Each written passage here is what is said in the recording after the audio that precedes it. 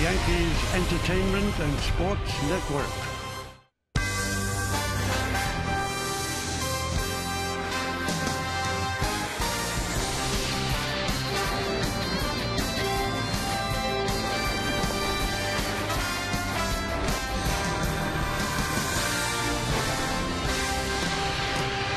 The setting is perfect here in the Bronx. You've got a bright, shining sun, hot, humid, perfect baseball day. And oh, by the way, if you come to the ballpark, you get a Yogi Berra bobblehead. Not too bad. All right, put them all together, and it's time for baseball. As the Yes Network presents New York Yankees baseball. It's the New York Yankees against the Baltimore Orioles in the first of three from Yankee Stadium in the Bronx, New York. Hello, everybody, and welcome to Yankees baseball. Along with John Flaherty, I'm Michael Kay. Yankees start a very long homestand right now, and they're glad to get off the road. The road trip was not kind to them. They played two series. They lost them both. 2-4 on the trip. They scored just 3 runs a game. Batting average not good. The power wasn't there. And the ERA not too bad, but that did snap a string of 4 consecutive series wins. So let's do the math now, John. A couple of weeks ago, Joe Girardi said that the team probably needed to win 93 games to get that second wild card. Well, including tonight, the Yankees have 29 games remaining. To get to 93, they have to go 23-6. Doable? Well, it's doable. It's obviously not going to be an easy thing to do, but if you're a player for the New York Yankees, you cannot be thinking about those numbers. You have to think about every game that is in front of you. A 10-game homestand, they have to have a fantastic homestand to even be thinking about a playoff spot. All right, it starts tonight. Let's take a look at tonight's New York Lottery pitching matchup. Miguel Gonzalez will go for the Orioles, CC Sabathia for the Yankees. The numbers seem odd under his name, and he has to pick it up in order for the Yankees to go 23-6. Yeah, if you're going to talk postseason, Sabathia has to be the ace of your staff. He has not been that this year, but if he can have a solid finish to his season, the Yankees will take their chances. For 5 innings against Tampa Bay, he was awesome. And then in the 6th inning, things started to fall apart a little bit. Sabathia talks about not being able to make that big pitch when he needs it to stay away from the big inning. That happened in the 6th inning against Tampa Bay. Another loss for Sabathia and the Yankees. Now, one guy that he really has to take care of is Chris Davis. The Yankees in this series have to take care of Chris Davis and keep him in the ballpark. How big a season is he having? John and I will come back and talk about it next on Yes.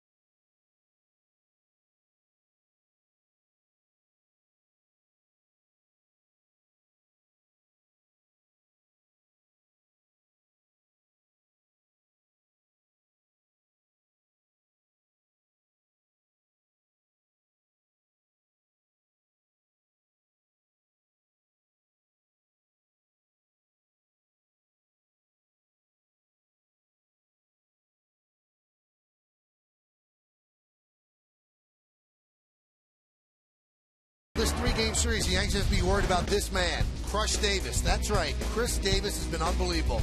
The average, 47 home runs, that's tops in the big leagues, 121 ribbies, 95 runs scored, the slugging percentage off the charts. Miguel Cabrera leads in average RBIs and slugging, and they're tied in runs, so it's been that sort of season for Chris Davis. Back in the broadcast booth, that's John Flaherty. I'm Michael Kay.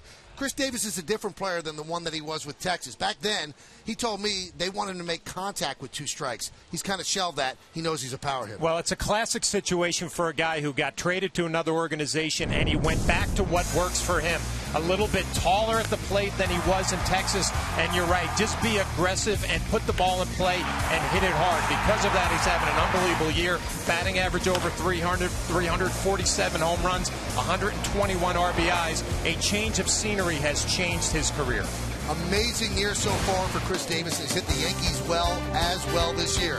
There's a Yankee Oriole ticket. We've got one for you right here on Yes. Lineups, first pitch, baseball, next on Yes.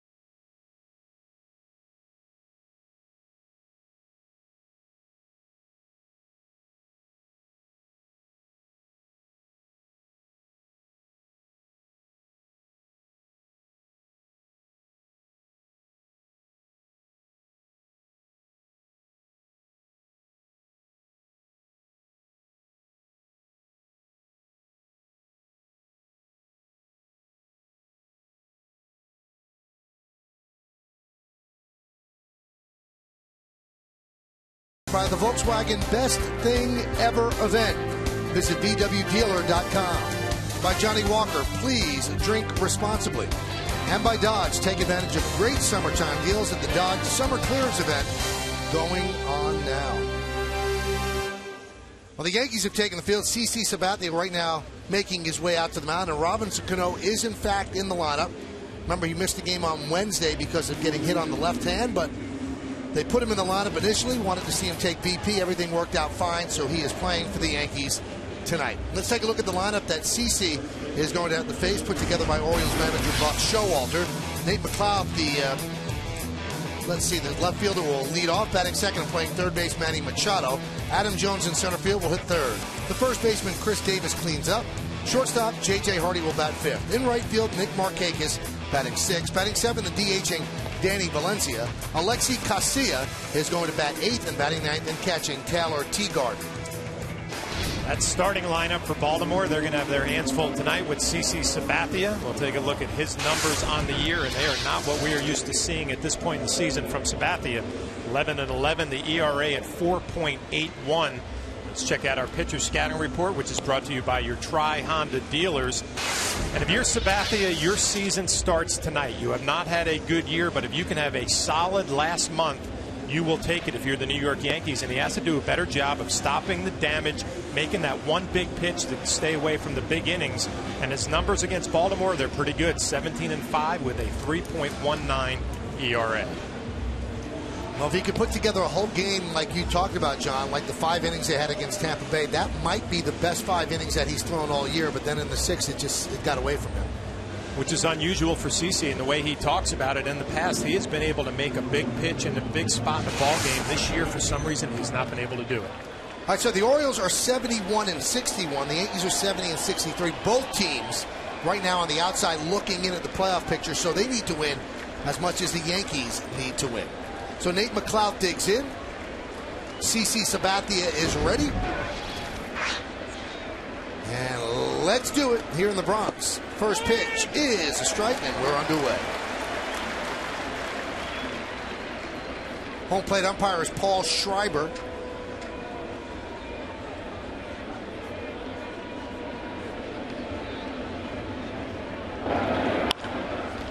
Fly ball, center field. Gardner took a step back, now comes in for the first out. Let's check out the entire Yankee defense presented by Geico. Gardner's in center. On his left is Ichiro on right. On his right is Soriano in left. Infield, Reynolds, Cano, Jeter, and A-Rod first to third. Austin Romine behind the plate. And Karsten Charles Sabathia is on the mound. Now, Michael, the players have mentioned this is a huge homestand for the Yankees. 10 games. 3 against Baltimore, 3 against Chicago, and then the Red Sox come into town. You get the feeling, too, the fans are into it early on in this one. Here is Manny Machado. And he shows bunt and takes a strike.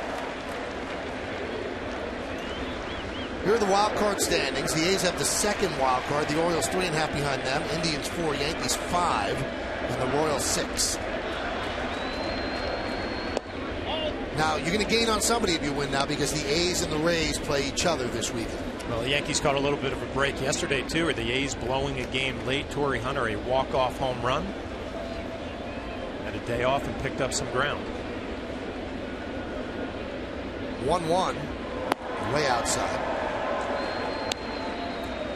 Machado first in the major leagues with 45 doubles. He is a doubles machine at the age of 20.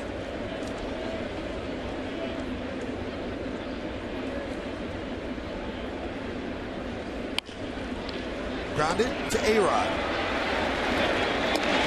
2 outs. Now let's look at the game time weather presented by Bigelow Tea. It's kind of a hot day. The last vestiges of summer, maybe 81 degrees right now, 61% humidity. The wind is 10 miles per hour. It's partly cloudy. There is increasing humidity as we move along. And you can feel it in the air.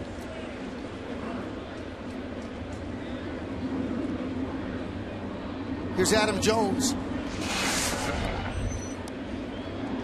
Orioles made a trade today. They picked up Michael Morse from the Seattle Mariners for outfielder Xavier Avery. And they did that because they've got to really get some production, and there's a trade. They've got to get some production out of the DH spot, which is one of the worst DH spots in the American League. Well, and you look at Morse and his numbers, 13 home runs, 27 RBIs, missed some time, but 80 at-bats since coming off the disabled list, only hitting 158, so you wonder what kind of shape he's going to be in the last month of the year. Well, the Orioles would have loved for him to have been here tonight because against CC Lifetime, Morse 4 for 7, a double and a home run, but he might not get here till Sunday. One thing you do like from a teammate perspective and an organization's perspective, that's a little statement. We're going to do what we can to help you guys out down the stretch. Jones hits a fly ball to left field. Soriano puts it away, and the Orioles go down in order. Orioles nothing, and the New York Yankees coming to bat.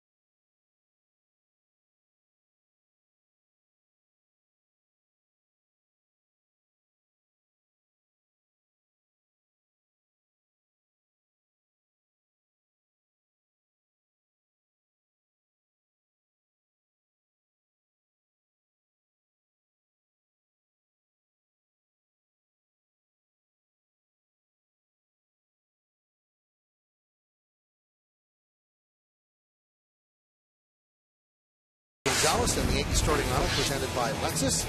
The center fielder Brett Gardner will lead off. The captain, the shortstop Derek Jeter, bats second.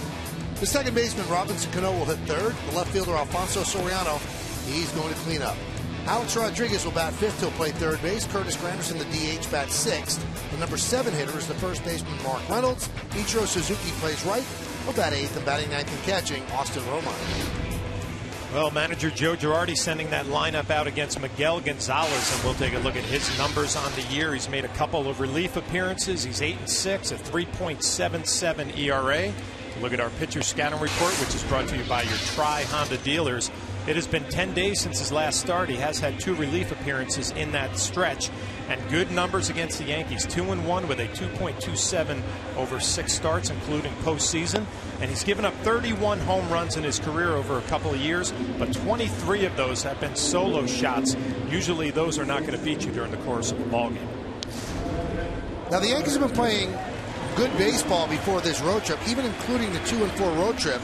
Since August 11th, they're 12-6 in 18 games. But in order for them to get to 93 wins, as we mentioned, they're going to have to play in the high 700 baseball to finish at 93 wins. As we gave you the numbers, 23-6. That's pretty good baseball.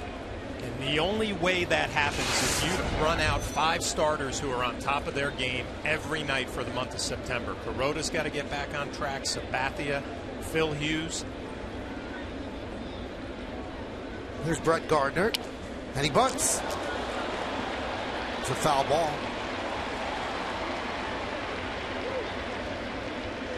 There's been 3 runs here in August. Let's take a look at those 3 breakdowns so you get a sense of what they've done in this month. So at the beginning of the month, 1-5, out of the gate terribly. Then they go 11-3 from the 9th through the 22nd, and now on this last road trip, 2-4. So they have to get hot again. They play well at home. This is their park. 10 games in a row. No days off. Let's see what you got. And the players, when we talked about it in the open, their focus has to be so narrow and specific on every night or every game. You cannot start thinking about the month of September and we have to win X amount of games. It becomes daunting if you think about it that way. Win a game tonight and then come back tomorrow and try to do the same thing.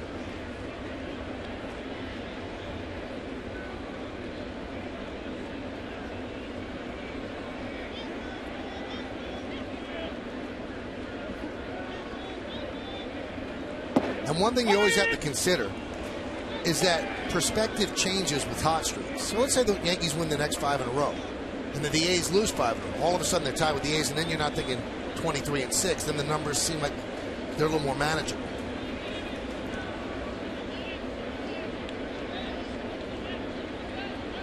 The 0-2, 1-2. Now listen, it wasn't too long ago we were on that road trip, L.A., San Diego, and Chicago.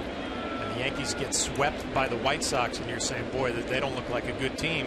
They get hot. You start thinking about postseason again. It takes one good month.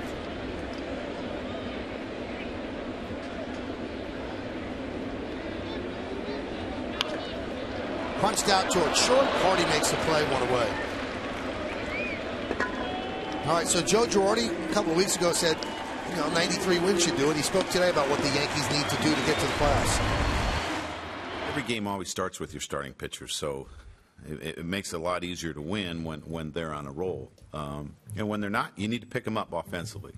So this is going to be a complete team effort if we're going to get to where we want to go to in October.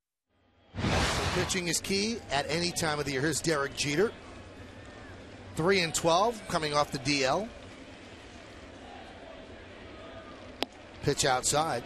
Now with Jeter back, this is about as complete a Yankee team as we've seen all year. You've got Jeter, you've got A-Rod, you've got Granderson, you acquired Soriano. That's really all that's coming back right now. This is it. This is your team. And it really shows up by your bench players. Overbay now on the bench. He can pinch hit if needed. Vernon Wells, Nunez seems like he's healthy after that clean MRI. Kevin Youkilis is hoping to get back by the end of the month. Had back surgery, so Jason Nix is going to miss the entire rest of the year, which is a big blow to him and the Yankees. A valuable guy off the bench. 1-1. 2-1.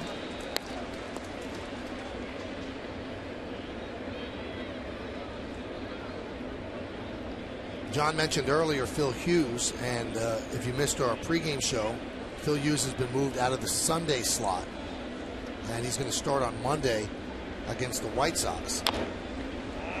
So Andy Pettitte is going to pitch on his normal rest on Sunday, And with the Orioles leading the major leagues in home runs as a team, and the fact that Phil has not pitched well in this ballpark is probably a prudent move. We get a shot against the Chicago White Sox, obviously a team that has struggled this year, although they swept the Yankees in Chicago. And, you know, everybody talks about that. Oh, you get the White Sox, that's a little breathing room. Well, the same thing with the Toronto Blue Jays, and you lose 2 out of 3. It's not that easy. Right in on the hands, and a soft ground ball to Machado for the second out. That'll bring up Robinson Cano. Last time we saw Cano, a scary moment, John. Takes one off of that left hand. Missed the game up in Toronto, had the off day yesterday, and the Yankees finally get some good news with a MRI or an X-ray, whatever test he had done. Back in the lineup tonight, took some batting practice today and looked pretty good. And easier for a left-handed hitter if it's that top hand that got hit as opposed to the bottom hand. I think one thing that gets lost in the conversation about Cano is he's very tough and very durable. He plays all the time. He's not one of these guys, well, you know, we've played 15 games in a row, we've got to rest. He's out there every single day, and missing that game on Wednesday really bothered him. So if he was able to go, he's going to go. He's a very durable player.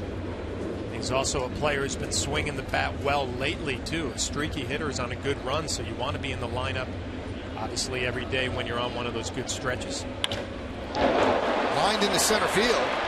Drifting back is Jones. He makes the play, and the Yankees go down in order. We played one at the stadium, 0-0. You're watching Yes.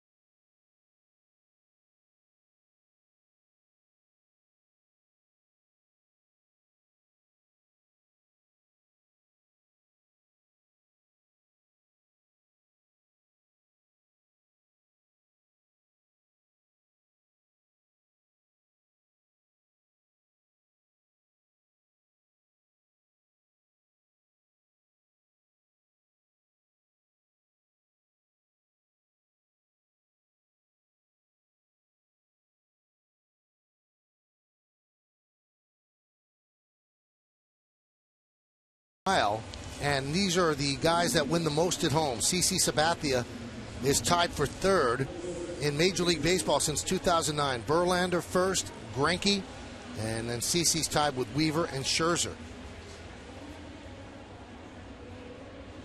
And CC needs some of that dominance here tonight. Here's Chris Davis, 47 home runs for Davis. You look at those numbers and you think MVP, but the discussion is not about Davis, it's about Miguel Cabrera, and some even bring in Trout again. Count 1-0.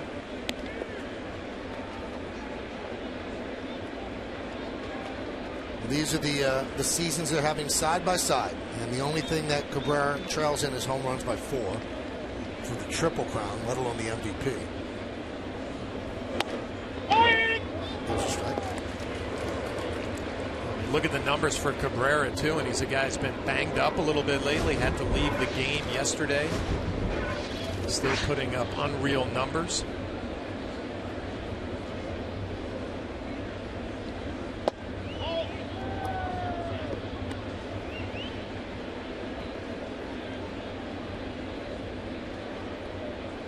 Cabrera is playing today. There was some uncertainty because of the abdominal injury, but he's in the lineup today against Cleveland. The 2-1. 2-2. Good slider right there from CC Sabathia and a fastball count. We talked about this, Davis, going back to the old days, just being aggressive, swinging hard, standing a little bit taller in the batter's box, keeps his head a little bit more still. He's having a big time year.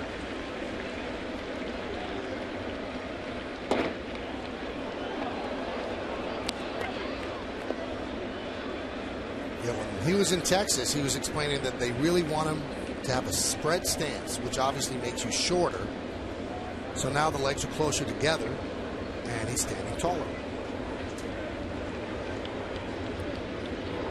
Swing and a miss, got him.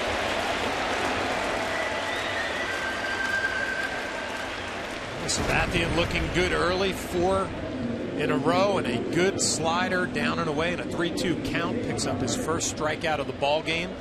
And Davis will strike out, 3rd in the league in strikeouts, but when he hits the ball, he hits it so hard, finds a lot of holes with that high batting average and plenty of power.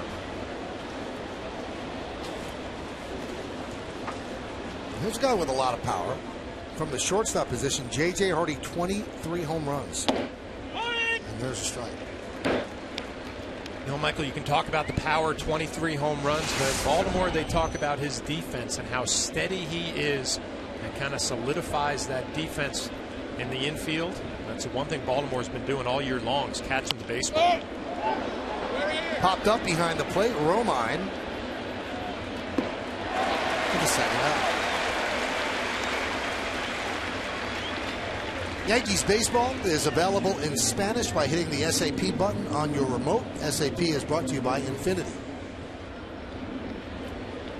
You talk about their defense, John. 39 errors. No one is within 9 errors. No team is within 9 errors of the Orioles, so they can really field it. Major league record is 65 errors for a year in 2003. The Mariners did it, so Baltimore on pace for 48 would shatter that record. Markakis takes outside, 1-0.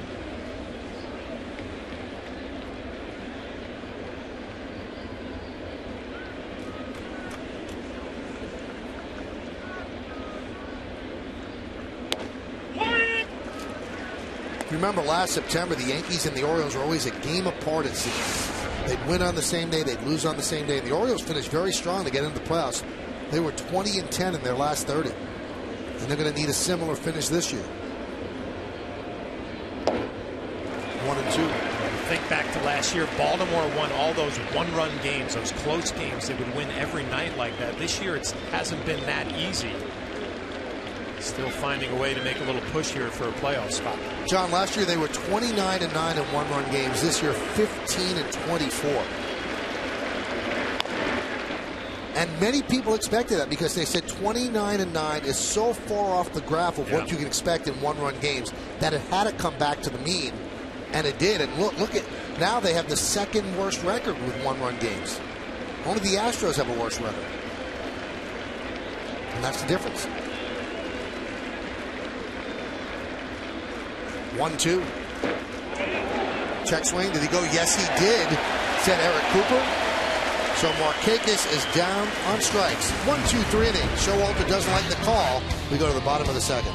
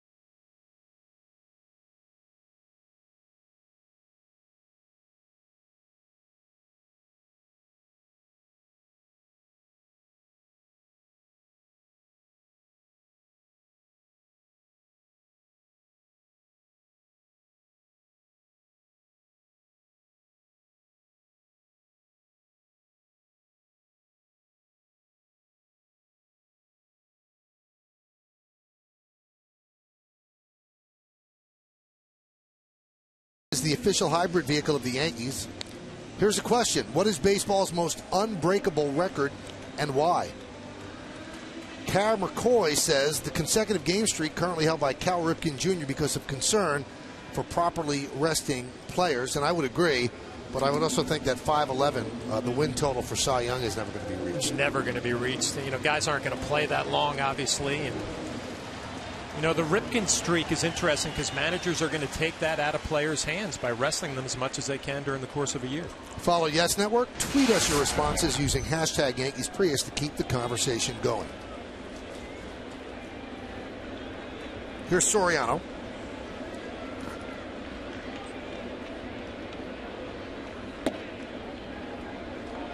One to go.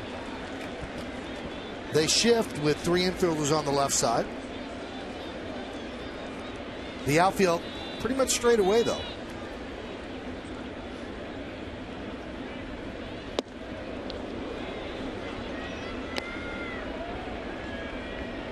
We picked July 26th, and we said, well, who were the home run leaders since that date? Miguel Cabrera has 12, Soriano 11, and Crush Davis has 10. Some pretty good names to be sandwiched in the middle of right there for Soriano. We mentioned that hot streak the Yankees went through in August. A lot of that because of how hot Alfonso got during that stretch.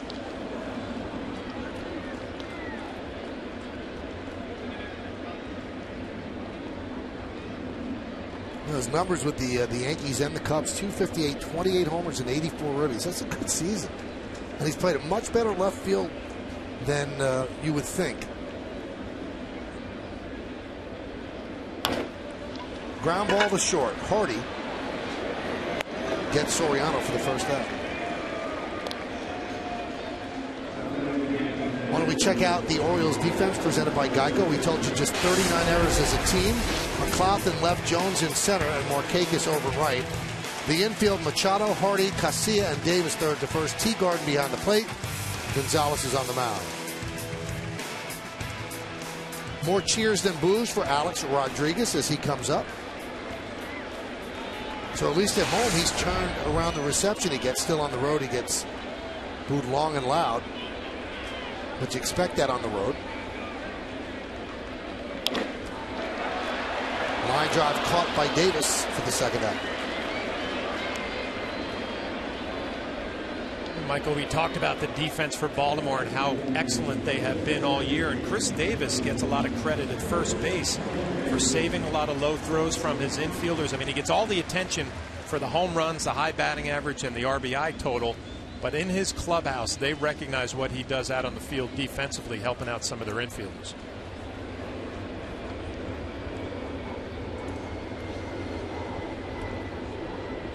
And that brings up Curtis Granderson. 2 outs in the second. And a strike from Gonzalez. Early on, we had two pitchers who look like they're locked in, working the corners of the plate, getting ahead in counts.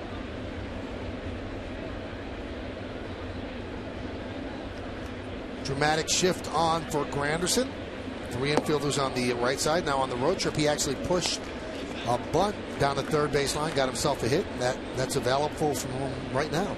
You just thought about that on that last pitch. Not a bad idea. With 2 outs, try to get yourself on base. Curtis, the possibility of stealing a base and getting into scoring position is always there. And there it is. But Gonzalez quickly off the mound, off balance throw, and he foils that strategy. Good play by Gonzalez to get Granderson for the final out. No runs, no hits, no errors, and one man left on base. We're going to the third. 0-0 here on Yes.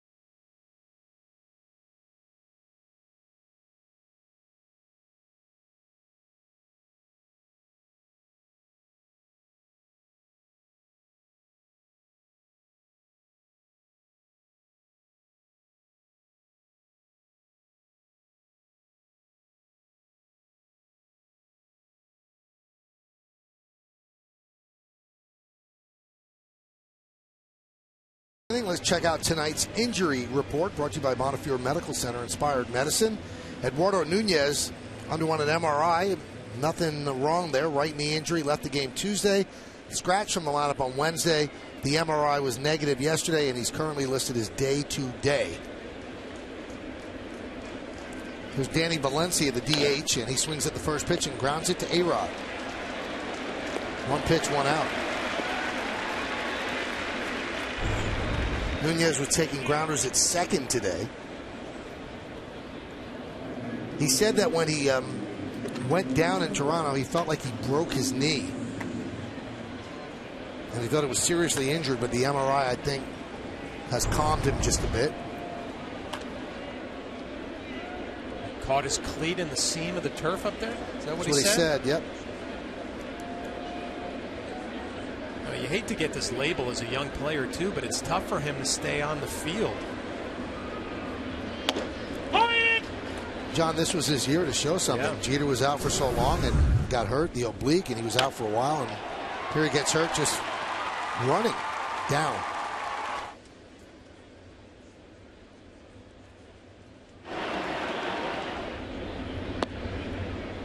Yankees tried to have some fun with him before Wednesday's game. They put a wheelchair in front of his locker, and you see the Lincoln scoreboard 0-0. And then Jabba Chamberlain and Vernon Wells put a chalk outline from where he fell. But then when he was scratched from the lineup, it didn't seem as funny. And the Yankees were forced to go with Mark Reynolds, who actually played a pretty good second base.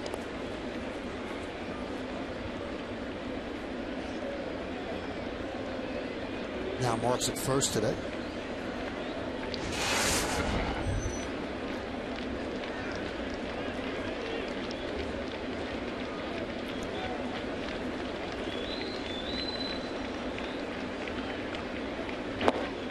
Strike 3. Casilla down looking. Third strikeout for CeCe.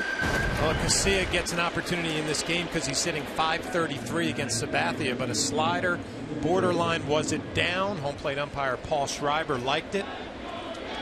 Third strikeout for Sabathia. Slider looks good tonight.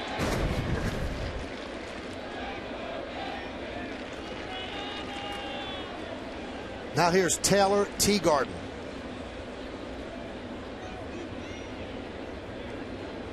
It is very rare to play the Orioles and not have Matt Wieters in the lineup. He has caught 979 in the third innings. No other catcher is within 70 innings of that. And it's starting to wear on him offensively. He's 0 for his last 18. As Teagarden hits one deep to left center field. Going back, Gardner, and he'll make the play for the final out of a 1-2-3 inning. 9 up, 9 down for the O's against CeCe. We go to the bottom of the third.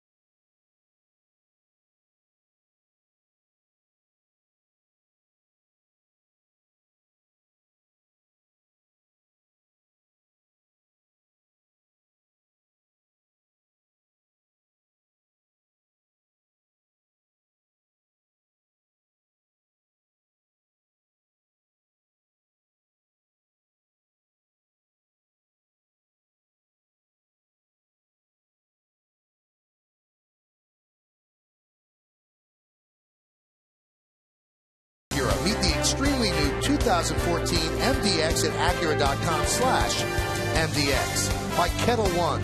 Gentlemen, this is vodka. Please drink responsibly. And by the experienced Buick lease, it's a new lease on luxury. What's up there? We go to the bottom of the third inning, 0-0. Yankees against the O's, the beginning of a 10-game homestand for the Yankees. You see the Lincoln scoreboard, lots of zeros. We have not had a base runner yet. For the Yankees, it'll be the bottom third of the order against Miguel Gonzalez. And Mark Reynolds will start it off. Reynolds hit 60 home runs for the Orioles previous 2 seasons. Signed with the Indians as a free agent. Thought he was going to get more playing time, but after he signed, they picked up Michael Bourne. That moved Nick Swisher from the outfield to first base, and Reynolds wasn't an everyday player. He hit the Yankees and the Red Sox very well last year for the O's. Pitch is high. Now, you would think that the Orioles would know how to pitch him best. We'll see if they do.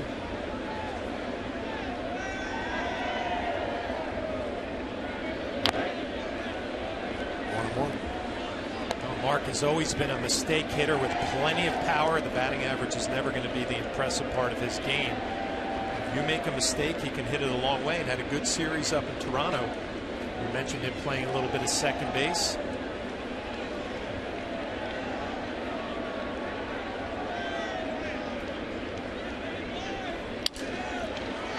Loop to second.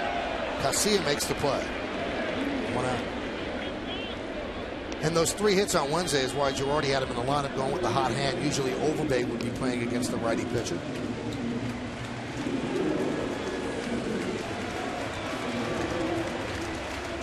That's going to bring up Ichiro Suzuki.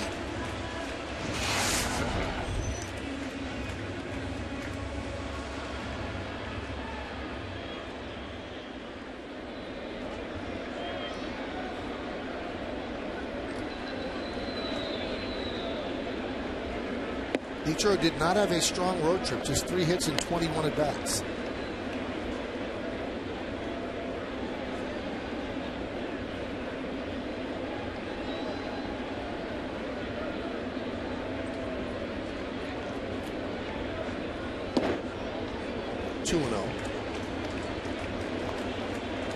Ichiro likes hitting here in the Bronx, a 307 average here and 233 on the road.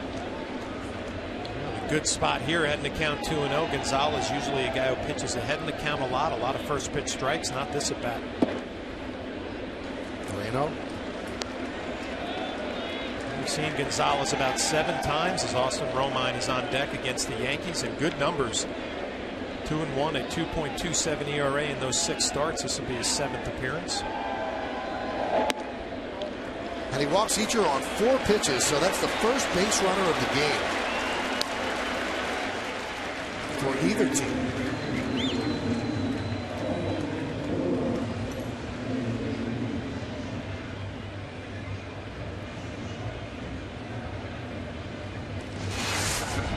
There's Austin Romine.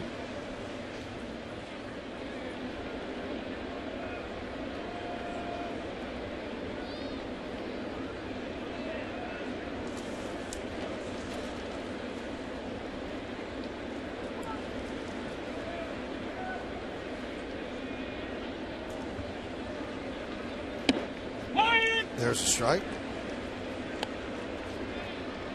Well, the last 15 starts, he's certainly been a different player with 17 hits and 46 at-bats, driven in 6 runs.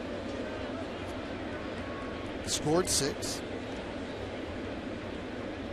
So he's now well over the Mendoza line at 226.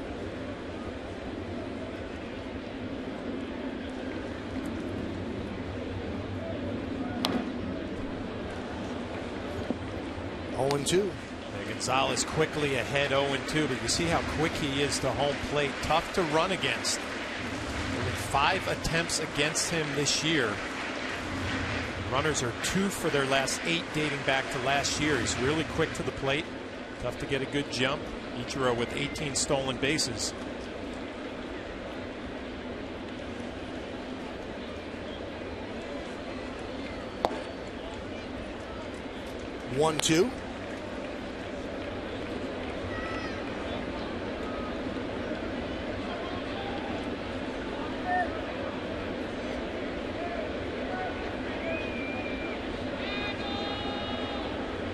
Gonzalez, a guy who throws his fastball about 91, 92, a good split finger, occasional slider and curveball. Wouldn't say that his stuff is overpowering, but it does a good job with the running game. We've already seen with that bunt from Curtis Granderson, can field his position. Teagarden, the backup catcher, known more as a good catch and throw guy.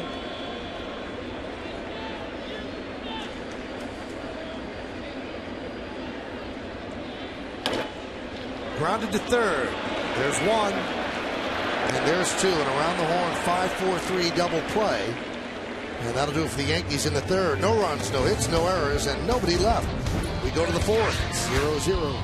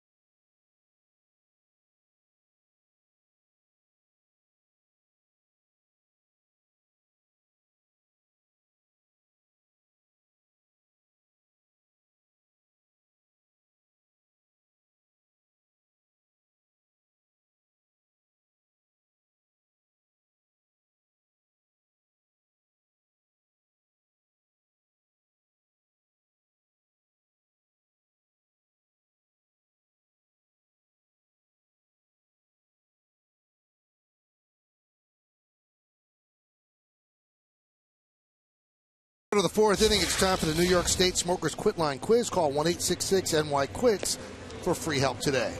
Alfonso Soriano has 10 home runs this month. Who was the last Yankee to hit 10 home runs in August after being acquired from the Cubs that July? Don't know, John. We'll all find out in the bottom of the fourth. Do you know? No, I definitely do not know, but I have a name in my head, but I can't be right.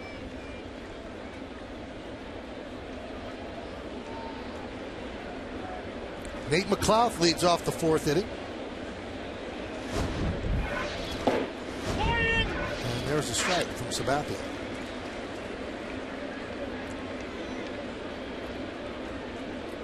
McLouth flied out to center to open up the game.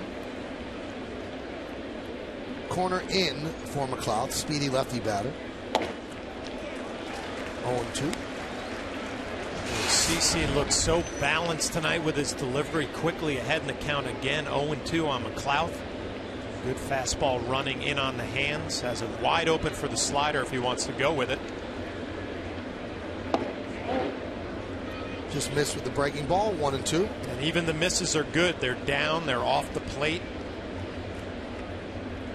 And we talked about it, his last outing against Tampa was as good as we've seen him all year for 5 innings, and they had a tough 6th inning.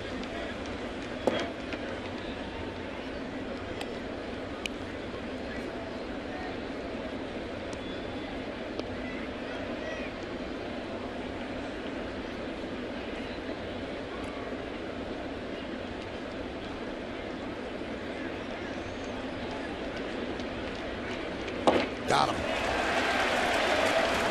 Fourth strikeout for Sabathia.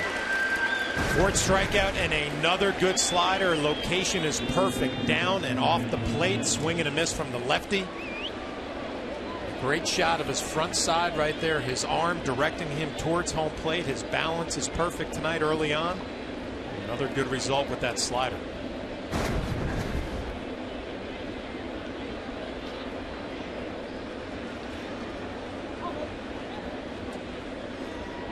Here's Manny Machado. Rip foul outside of third.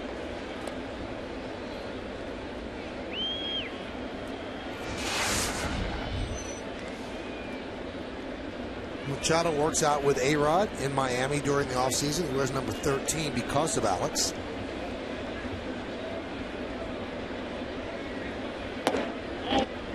Count 1-1. Well, we saw Machado last year make a big difference down the stretch for Baltimore. This year having a very solid year. And you wonder, all those doubles that he hits at this point in his career, what's that going to translate in his future for power numbers? 12 home runs at this point. Fly ball down the right field line. It's a base hit, and it bounces into the seats. So another double for Machado, and the first base runner and the first base hit for the Orioles and the first base hit in the game. Kind of an excuse me swing by Machado. It'll be his 46th double off the plate, down and away. Thought he was going to foul it off in foul territory. It stays fair. He will take it. Another double first base hit against Sabathia. Bounces into the seats.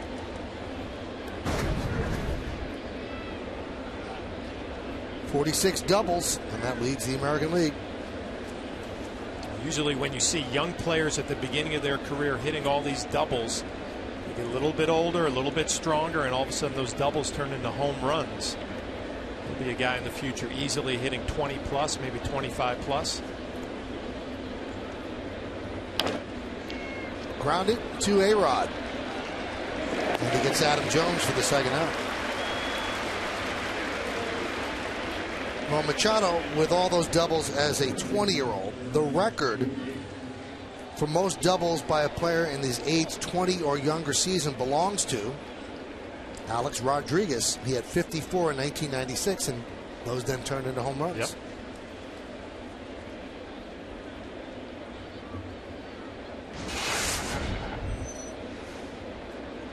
So here's Chris Davis now.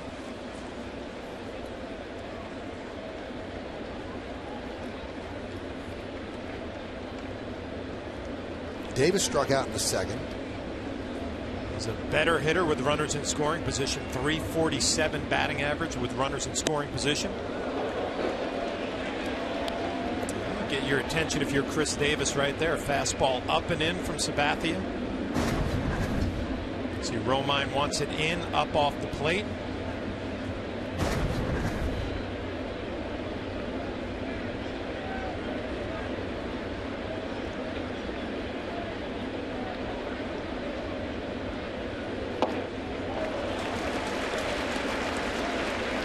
Perfect combination there. Fastball up and in off the plate. You move a big power hitter, and then you come back with a good slider down and away. The numbers against lefties, 100-point difference.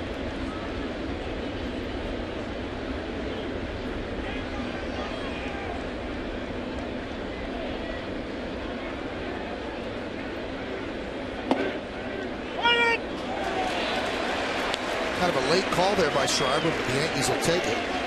Early on, if you're trying to figure out a home plate umpire in his zone, we've seen a few low pitches, borderline, could go either way. And Schreiber has given them to the pitchers. Sabathia has a few shots for the strikeout. Could go fastball up and in a few times, and then go slider away. Could go to the slider right here. Just make sure it's down. Heads up base running by Machado, and he just gets in ahead of the tag by A-Rod.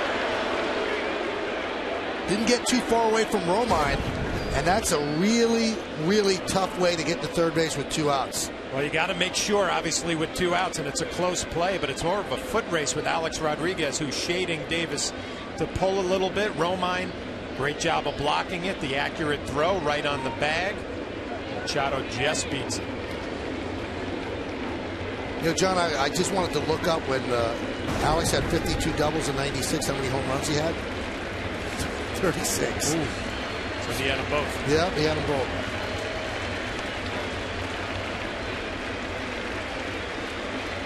The 2-2. Lined into center field. It is a base hit for Davis.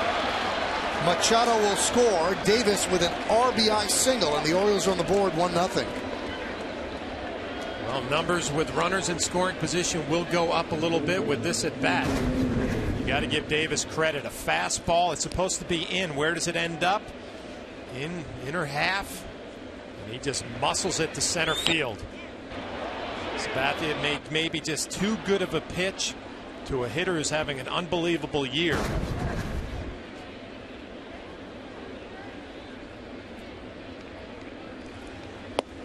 Pitch to J.J. Hardy is a strike.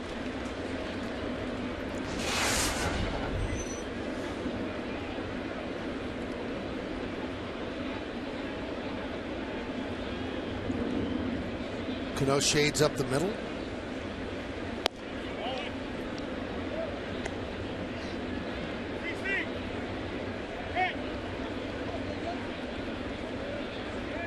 They asked CeCe to drop the rosin bag on the backside of the mound. I guess it was visible to Hardy.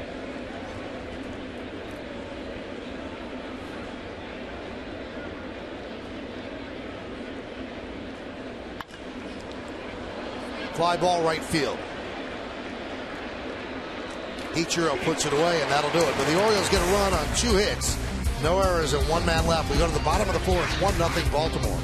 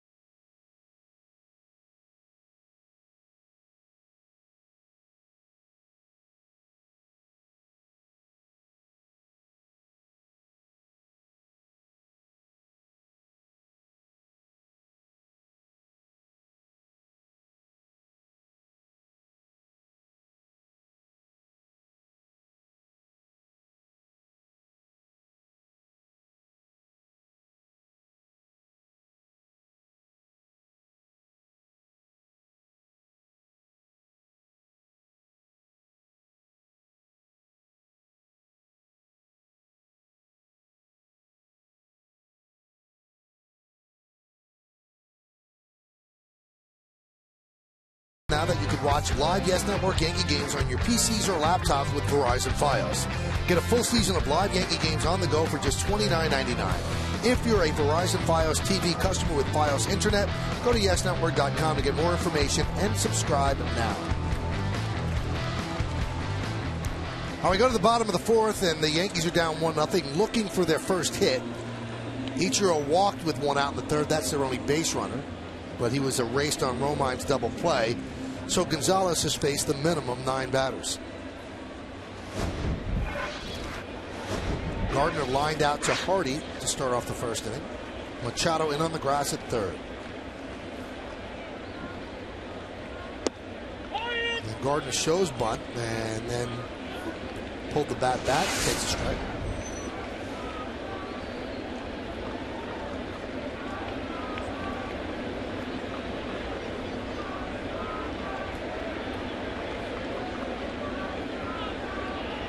The 0-1. 1-1.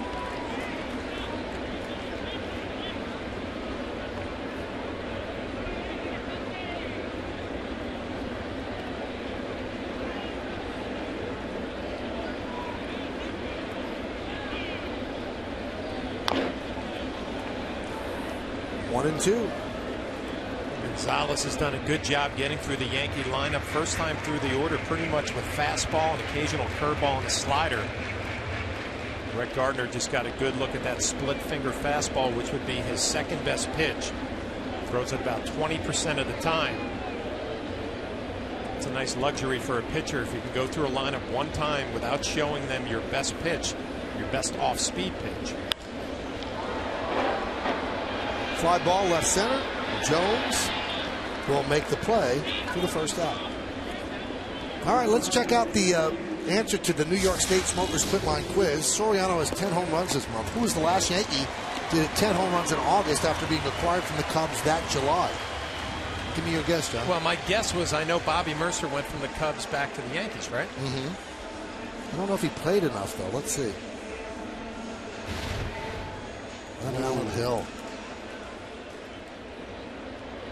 There's an intimidating opponent on the baseball field right there.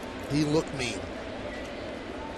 I've only had one interaction with him, and it did not go very well. Really? Yeah. How'd it go? Well, we were in Seattle, and he was obviously with the Mariners, and I was hitting, I think, 160 at the time. Right. And he was having a conversation with some of the Yankees that he knew, and I'm sitting right there, and he said, yeah, and this guy's up at the plate hitting 160. But he hasn't done anything all year, so I played real shallow on him, and I'm standing right there. Now, I wanted to say something. That was a big man.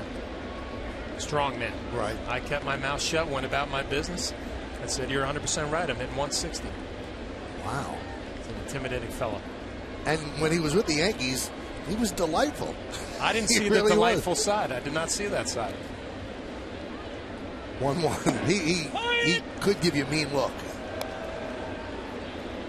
Ooh. See the look in his eyes right there? That's what I saw.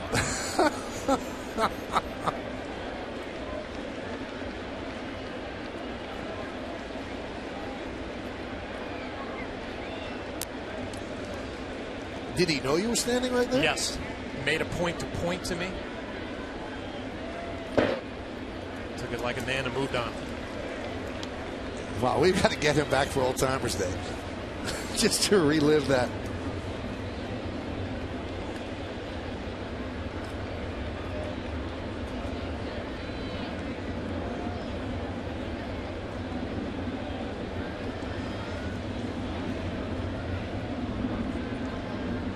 Here's the 2-2 to Jeter. Ground ball to Davis, 2 away.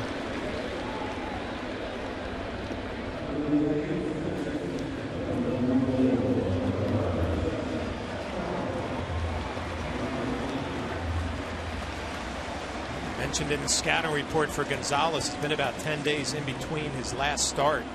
Made a couple of relief appearances, but he has looked awfully good early on in this game. Long layoff has not affected him.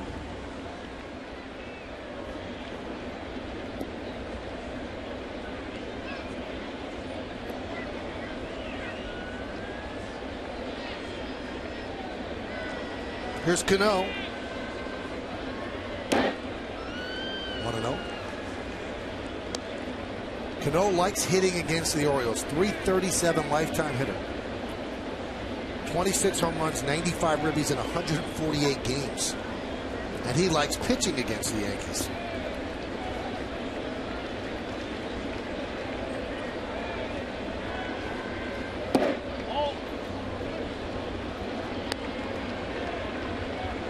Those numbers were 5 regular season starts against the Yankees. He did pitch against the Yankees in postseason play last year.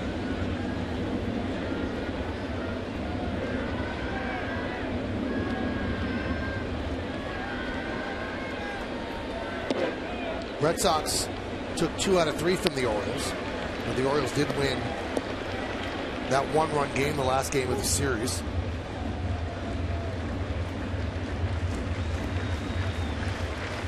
They also used Brian Madison that game, and Brian Madison, an effective left against the Yankees, has pitched in 3 straight games. So is he available tonight? Does that shorten their bullpen a bit? The 3-0, and he walks Cano on 4 pitches. Didn't seem like he wanted any part of it.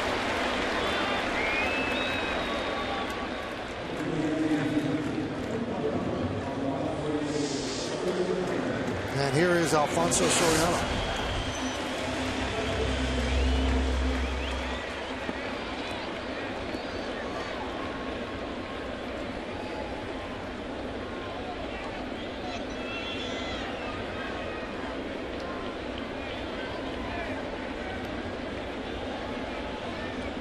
Soriano grounded to short in the second. 3 infielders on the left side. The entire right side of the infield is open as Davis holds Cano. And he drives it that way in the air. Marquez is back. Track. Wall. See ya. 2-1 Yankees.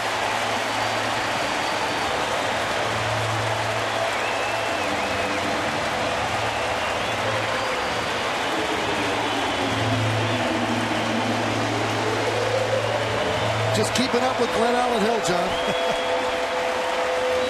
Well, you mentioned that Gonzalez looked like he did not want any part of Robinson Cano. Walked him on 4 straight. At the beginning of the year, you could do that. There was not a whole lot of protection in the lineup. Well, those days are over.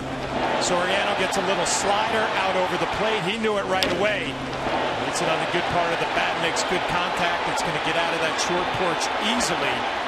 2-run shot puts the Yankees ahead.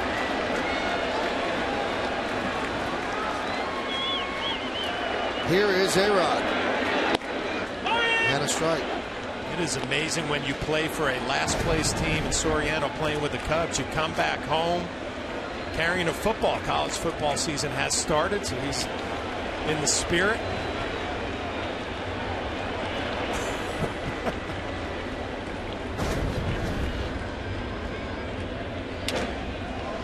Sounds like a broken bat, but popped up to Casilla, and that will do it.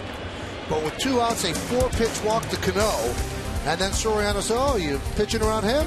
Here's what happens. A 2-run home run. 2-1 Yanks.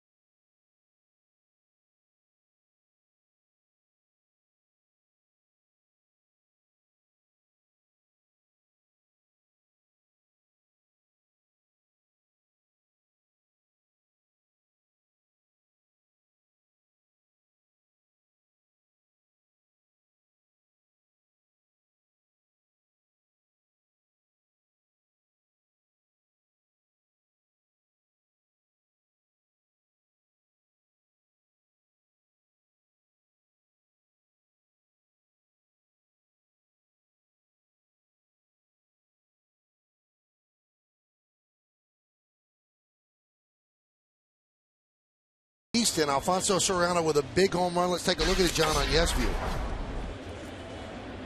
Great look from the side, and you see how he backs up the baseball, let it travel towards home plate. That enables you to drive it the other way. Here's Marquez outside. Now on the Coors Light freeze cam, we'll take a look at the point of contact on that home run. Well, that's the only way you can drive a ball the other way with power, is letting it travel towards home plate. Great look at the extension on the Coors Light freeze cam. That one's fouled away and out of play.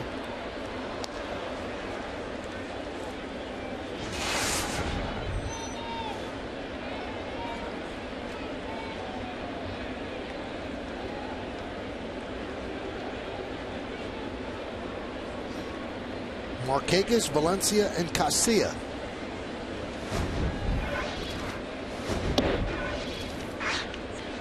Sabathia obviously looking for that shutdown inning after that one swing of the bat from Soriano. He now has a lead here in the 5th inning. Bottom half of the lineup for Baltimore.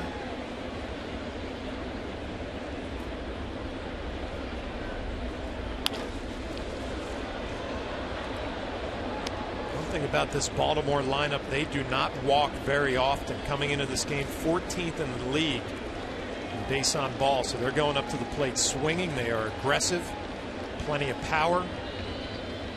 You're Sabathia, you don't necessarily have to throw the ball over the plate all of the time. They will chase.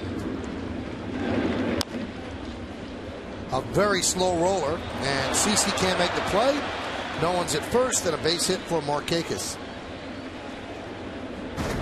Right away, you knew this was going to be a little bit of trouble. Sabathia falling off towards third base. He's had his troubles covering first base this year. It's kind of been no man's land right there. Markakis runs pretty well. An infield hit. And there it is on Yes Mo, brought to you by Mercedes-Benz.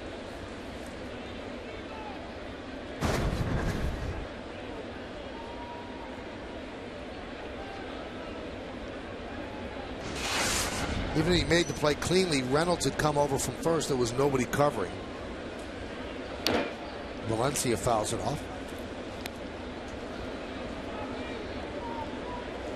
So Valencia the DH, and American League average at DH is 247. The Orioles DHs this year hit 217. That's one of the reasons they picked up Michael Morse. They also put in a claim for the Twins' Josh Willingham. That one gets away from Romine. Quickly taking off for second is Markakis, and he makes it. Seen a couple of good base running plays by Baltimore. Machado going from second to third. Now Markakis. Ball's in the dirt. Romine blocks it. It is so tough to come up and make a good throw after you block a ball in the dirt and you scramble a little bit. Markakis, once he sees the ball down, takes off, and then a lot of pressure on Romine to make the accurate throw, and he can't do it.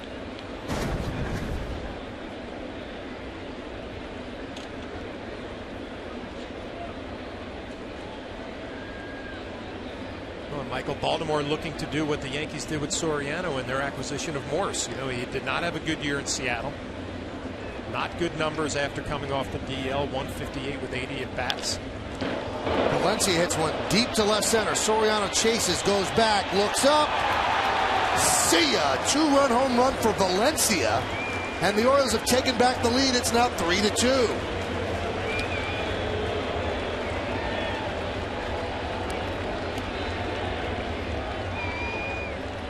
You want one at-bat to sum up CC Sabathia's year, it might be that at-bat right there. To a guy like Valencia, only his 6th home run of the year.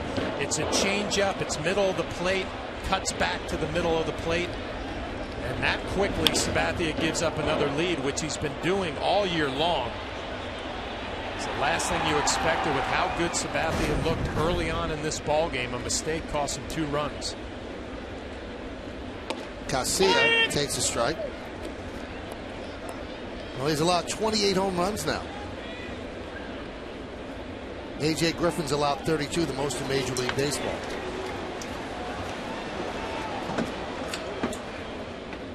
How about this stat, John? And this is a concern. That is the 10th lead that CC has relinquished this year, and 3 times he's done it against the Orioles. And that was something he would never do. He never gave up a lead. He held it for dear life, and 10 times he's relinquished the lead. You know, when CC came out of the dugout in the 5th inning, I kind of had that feeling that, okay, Soriano just had a big swing of the bat to give you the lead. You made your mistake maybe a little bit to Davis with the base hit that he gave up. And then that quickly, a 2-run bomb from somebody at the bottom of the lineup, which is very frustrating for Sabathia. It's happened all year long. 9 home runs allowed to the bottom third of the order this season, the most in his career. Now what you're seeing is the fastball cutting a little bit like it did earlier in the year. If you watch the flight of his fastball right there to Alexi Casilla, it's cutting from the outside corner all the way to the inside part of the plate. And it's just not the true flight that we're used to seeing. Romine setting up away, it cuts all the way to the inner half. You're guessing with your location if you're Sabathia at this point. What makes the ball do that? A lot of times it's, you know, you hear me talk all the time, Michael, about front side, and your glove arm, and that's your direction towards home plate. If it opens up a little bit, the flight of your baseball is going to cut a lot more. So now he walks the light-hitting Casilla. Still nobody out, and Larry Rothschild, the pitching coach, will come out and talk with Sabathia. MLB.TV is celebrating 11 years. Join the millions of fans and subscribe today. Watch every out-of-market game live online on your favorite mobile and connected devices in HD quality with MLB.TV Premium. Visit MLB.TV today. MLB.TV, baseball everywhere.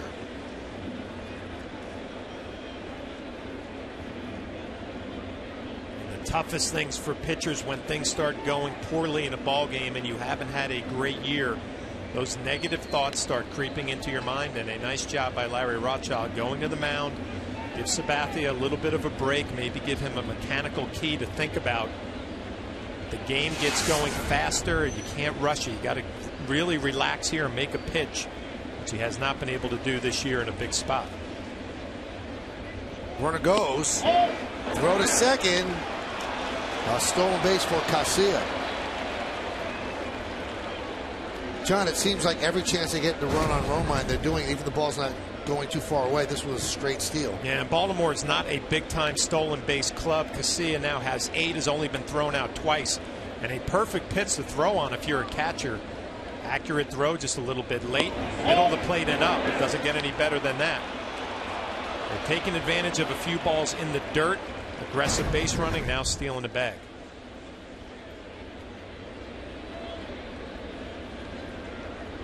Oh, you might see a bunt from Teagarden. And he bunts it back to Cece, who takes the out at first. Sacrifice 1-3 as Casilla moves to third. Well, if you're manager Buck Showalter, you will take this inning big time. Valencia hits a 2-run home run, hitting in the 7th spot. Casilla gets on base, steals early in the count, and Teagarden gets his job done with a nice sacrifice bunt. Production from the bottom of the lineup for Buck Showalter's team.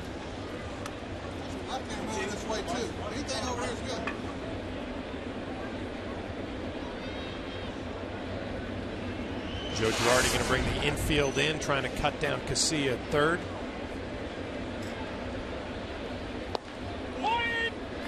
And there's a strike to Nate McLeod.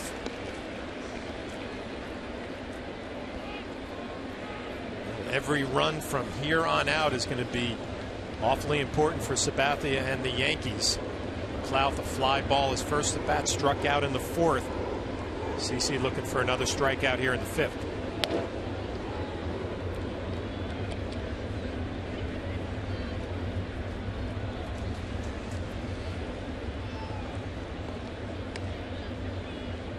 You'd expect to see that combination. Fastballs in on his hands. Something off the plate if he wants to swing at it. Should be a weak ground ball or sliders away. 1-2.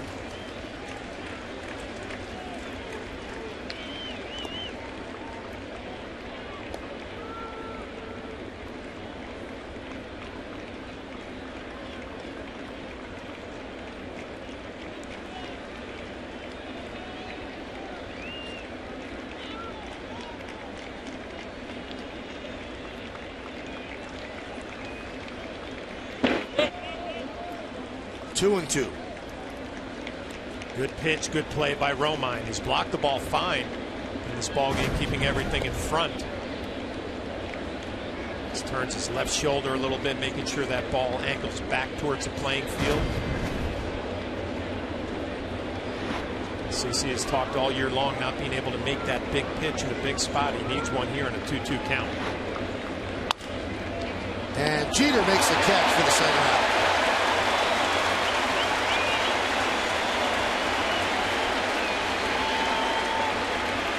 Sabathia made a pitch and he catches a little bit of a break, as it was not hit all that well, but Derek Jeter playing in. Thought this might be a broken bat looping base hit for an RBI, but Jeter makes the play.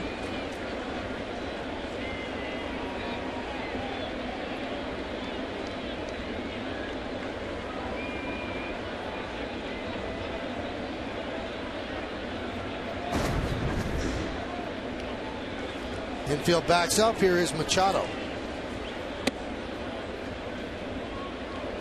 93-mile-an-hour fastball high.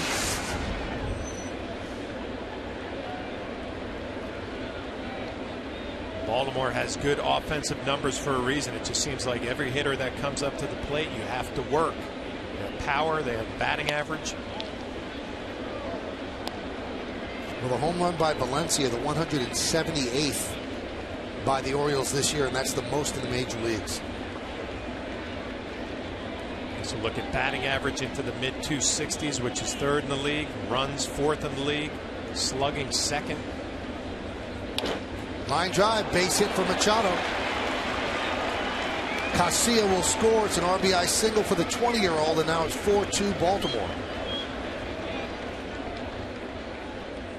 Huge run right there. 2 outs. You do a good job getting McLeod, and then you can't finish the inning off. Machado fastball in and hammers it to left field. It's the same old story for Sabathia this year, not being able to get out of the inning.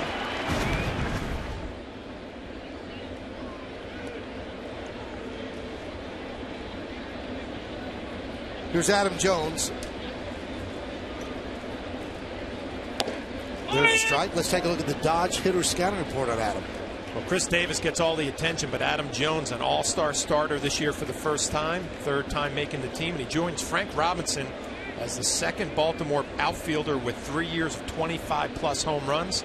He lets it fly. Only 18 walks, 540. What is this going to be? His 6th at bat now. He goes up to the plate, swinging the bat.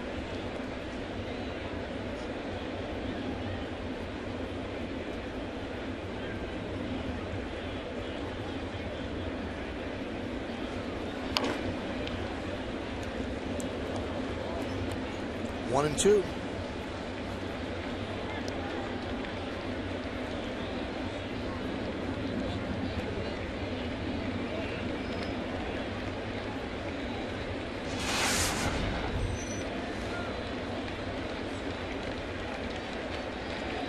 Fly ball to left and the ground ball to third. 0 for 2.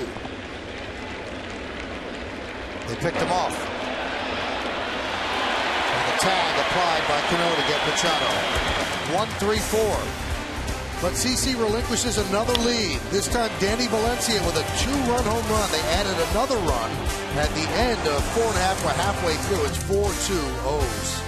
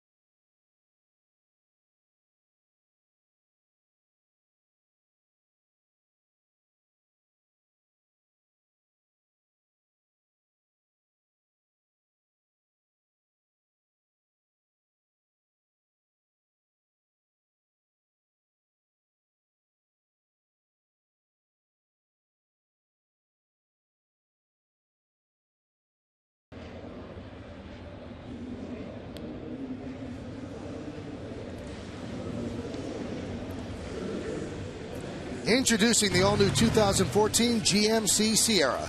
Incredible thinking in the form of a truck. Visit GMC.com for details.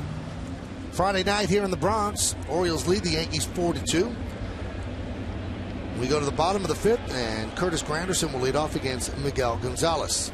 Shift is on for Granderson. Tried to bunt his last time up. Bunted toward third base, but Gonzalez made a nice play to gun him down for the final out of the 2nd inning.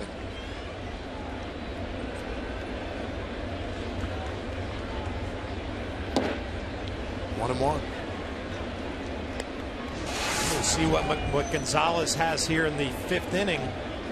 We talked about Sabathia looking for that shutdown inning in the top of the 5th. Could not get it done. We'll see what Gonzalez does here in the bottom half. There's that good split finger that's starting to show up now in the middle of the ball game. Some of these Yankee hitters, you have to pay attention to that pitch. They did not see it early on. No shift for that as he lines one to right field for base hit. Markakis has it go by him, plays it off the wall as Granderson picks up a double. Well, that's going to bring up Mark Reynolds, and Meredith Marakovich joins us. Meredith, Mark Reynolds has made a slight adjustment even since coming here to the Yankees. Yeah, Michael, he was talking about it a little bit earlier today. The big difference is he usually would tap his toe, as you see right there on the left. He has changed that. He no longer does that. Instead, he's putting his foot down early so he can better recognize pitches. He went through a stretch where he was 0 for 12. He went to Kevin Long and said, look, I'm wondering if I need to lose this toe tap. They worked on it for a while, and he felt comfortable enough to do it in a game, and it paid high dividends in Toronto. In 2 games that he played in, he went 4 for 8, had a double, a home run, and drove in a pair. And now Joe Girardi going with him against a right-hander in Miguel Gonzalez, hoping he can continue that in this series. Well, let's see if it works here. Thank you, Meredith. We'll hear from Meredith later on. First pitch is outside 1-0. The toe tap, John, that's essentially a timing device. It's a timing device, and when you're going good and everything is on time, it's not that big of a deal. When you're going bad, if you can simplify it and get that front foot down. Fly ball, left field and deep. Going back McLeod. Still back. He can't make the play. Granderson rounds third. He's coming home. He'll score. It's an RBI double from Mark Reynolds. And now it's 4 3-0s. Finish that thought. If you can get that front foot down a little bit earlier, and you see from the side, your head stays a little bit more still. You recognize pitches like Meredith said a little bit earlier. It's a slider, middle away. Reynolds has always had plenty of power, just out of the reach of McLeod. The Yankees answering back here in the bottom of the 5th inning.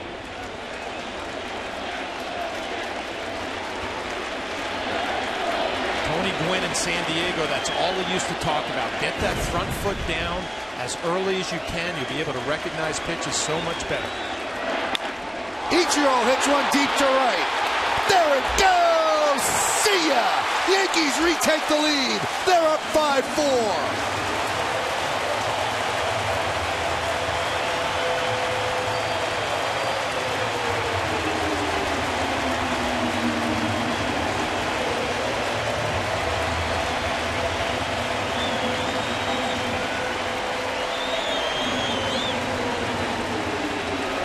Didn't take long. 2 swings of the bat, one from Reynolds, a double and an RBI. Next pitch to Ichiro, fastball right down the middle. He walked his first at bat. He doesn't waste any time in his second at bat. A 2-run shot. The Yankees making a little bit of a statement here in the bottom of the 5th. 7th home run of the year for Ichiro, and a big one as it gives the Yankees a lead. And the Orioles pitching coach, Bill Castro, comes out and talks with Gonzalez. Ichiro makes his home runs count, his 3rd go-ahead home run of the year, so 3 out of 7.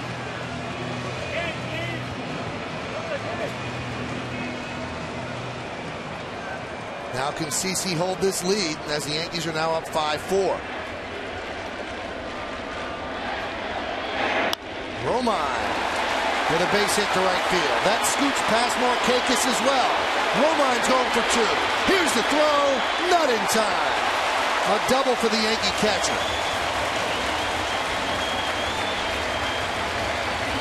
The Yankee Stadium is alive right now. The Yankees showing a little bit of something offensively. Hitting is always contagious. Granderson the double. Reynolds a double. Ichiro the 2-run shot. Now Romine slices one the other way for another double here in the 5th inning.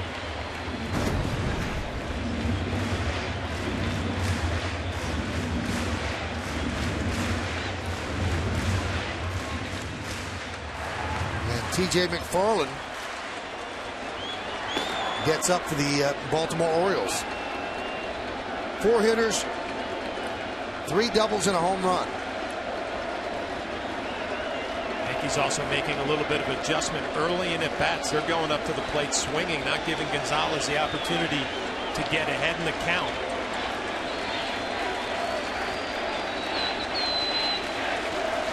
Here's Gardner. And there's a strike. That's how you combat that if you're Gonzalez. A first pitch curveball. Drop it in there for strike 1. Brett Gardner has to take it.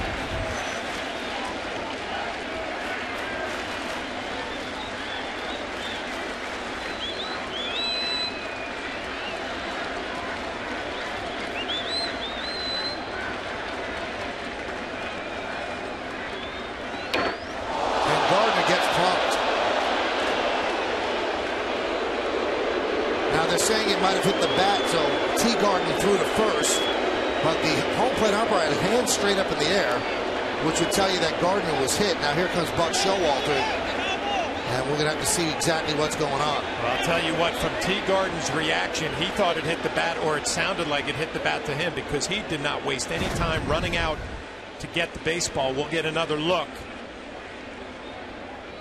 That hits the bat first. But then did it hit his body? Let's listen. Would it matter if it hits his body? If it hits the bat first and goes to fair territory, it's in play, right? No, not if it hits his body before it goes into fair territory. Wow. So it'd be like if he swung and fouled the ball off his foot. Yeah. So it's going to be a tough call for the umps. Wow. You would assume if T. Gardner heard that it hit the bat as well behind the plate, that Schreiber would have that same audio. It's strange, though, because Schreiber had his hand straight up in the air.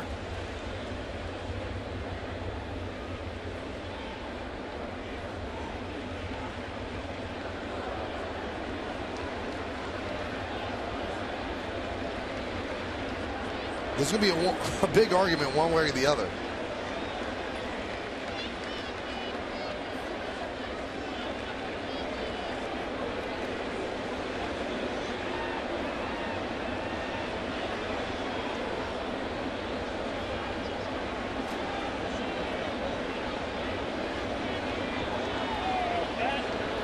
He's saying foul ball. Joe Girardi, not a big argument right there. I'm a little surprised. Well, the Yankees will take the foul ball. They just didn't want the out. It clearly hit the bat first. And then hits his leg. I guess. So that's why it was a foul ball. I think the big argument from Girardi would have been if they called him out. If they called him out on a ground ball.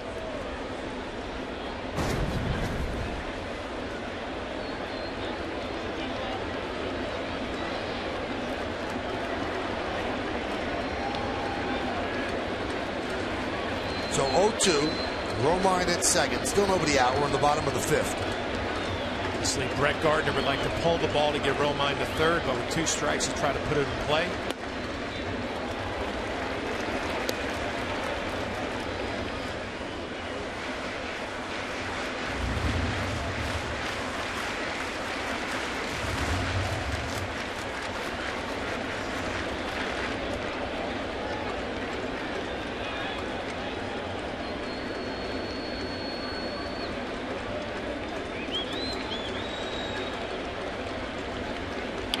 Line drive, a base hit. That will not score Romine. He'll move to third. A single for Gardner, first and third. Still nobody out.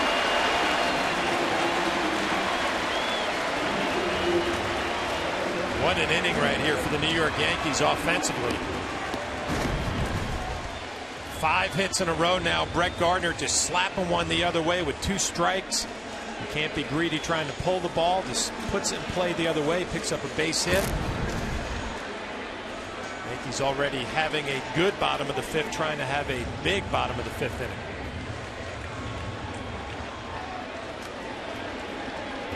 Here's Jeter. Grounded to third, grounded to first. Orioles at double play depth, but in at the corners.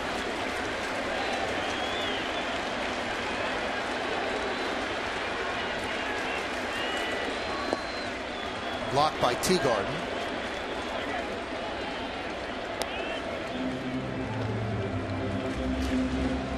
If you're Derek Jeter, we know all the leg problems, not running at 100%. You really got to get the ball up in the air. Worst case scenario, you pick up a sacrifice fly. Stay away from that deflating double play if you can, if you're Jeter.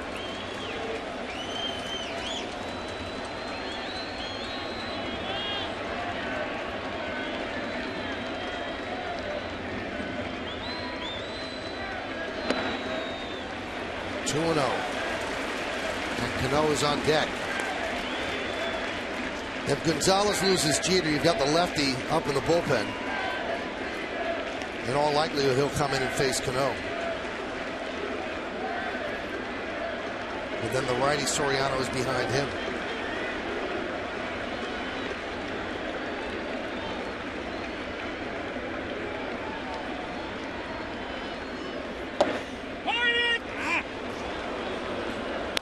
Derek not in love with that call. Count 2-1. He's not happy with the call. It's actually a good take by Derek. This is not the pitch you want to be swinging at in this situation. It's down and in. Try to swing at that. It's probably going to be a ground ball to the left side, and that double play possibility will be there. For something up in the zone, out over the plate. Drive it up in the air to center field.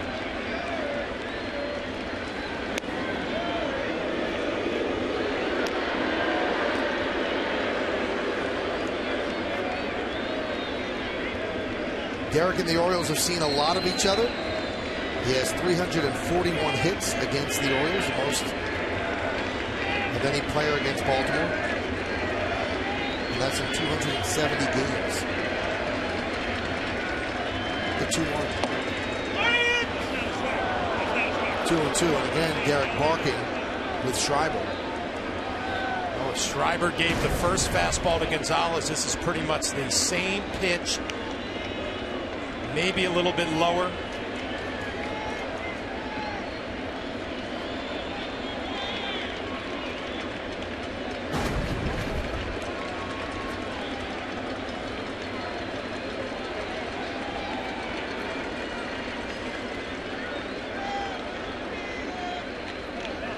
Two-two. 3-2.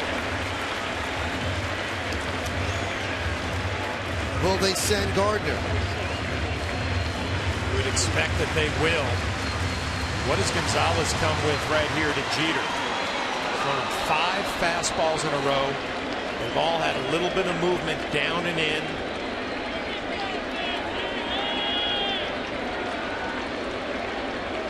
Teagarden wants the same pitch, and he's going to get it.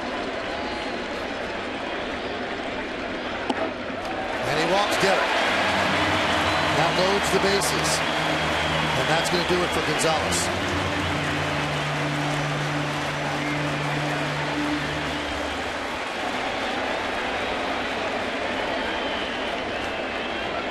Showalter has signaled to the bullpen. He has a lefty warming up. McFarland will come in to face Cano with the bases loaded and nobody out.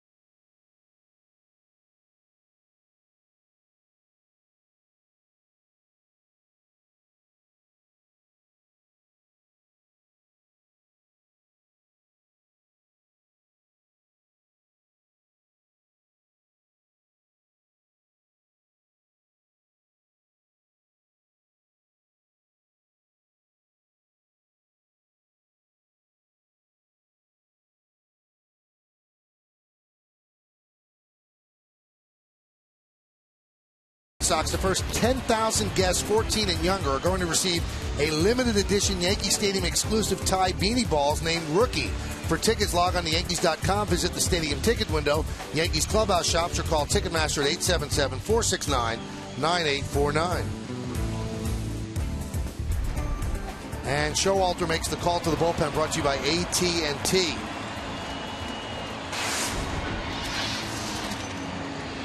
TJ McFarland comes on.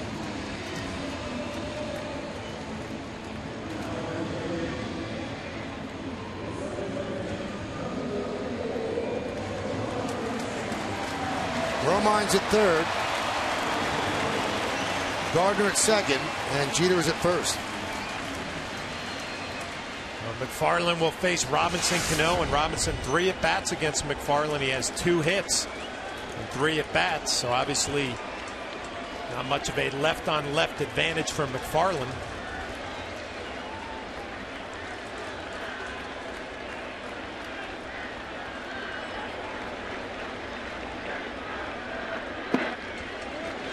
One 1-0. 9 grand slams for Cano.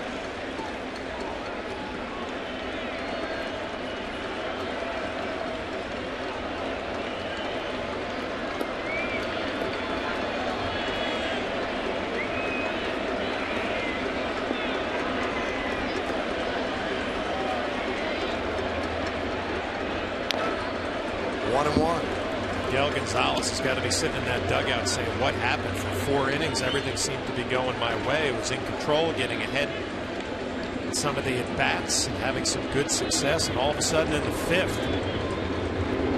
he's walk up to the plate aggressively and make him pay for some early strikes.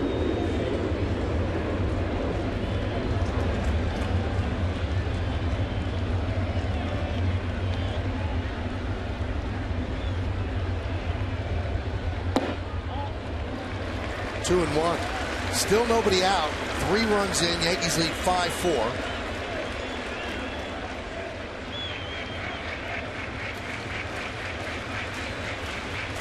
We saw those numbers from Robinson Cano. 9 grand slams, batting average over 300 with the bases loaded. You're the hitter, you got to tell yourself the pitcher is in trouble. I'm in the driver's seat. Make sure I get a pitch that I like. 3-1.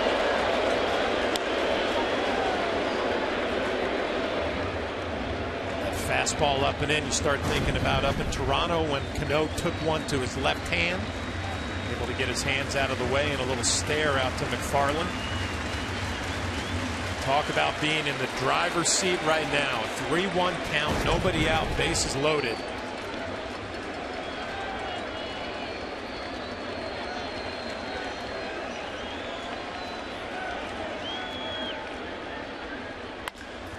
Grounded right side through for a base hit. Romine scores. Gardner scores. It's a 2-run single for Cano. And the Yankees lead 7-4. I'm sure Robinson Cano was thinking about doing some major damage, but he will take it, and we'll look at the pitch by pitch.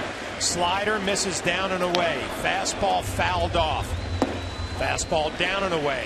This one up and in. Robbie gets out of the way, and then another fastball middle in. Doesn't hit it all that great, but hits it in the right spot between first and second. A base hit, couple of RBIs. And the Yankees having a huge bottom of the 5th inning.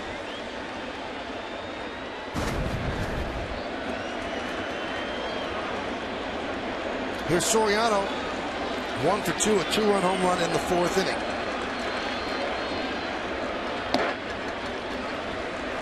One 1-0.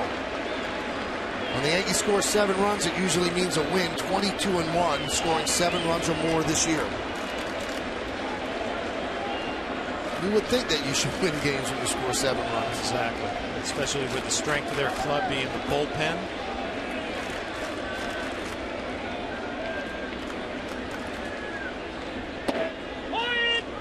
One and one. This is a nice little statement by the Yankees here when Sabathia struggled in the top of the 5th inning. Come right back. Give him a 3-run lead to this point. Still looking to add on.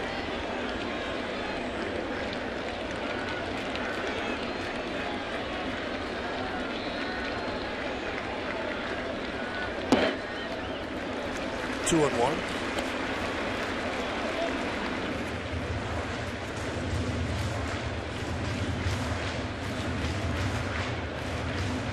Seven runs on 7 hits. The Orioles 4 runs on 5 hits. We're in the bottom of the 5th. First and second, nobody out for the Yanks.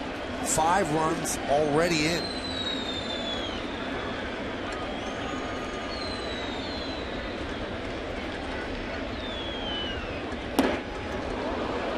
Two and two. Good pitch by McFarland right there. A changeup and a fastball count. You see Robinson Cano go deep the other way. He's thinking about pulling this pitch here way out in front.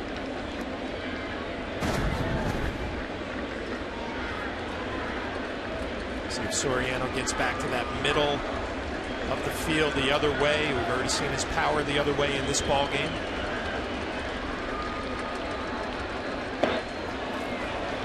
Three and two.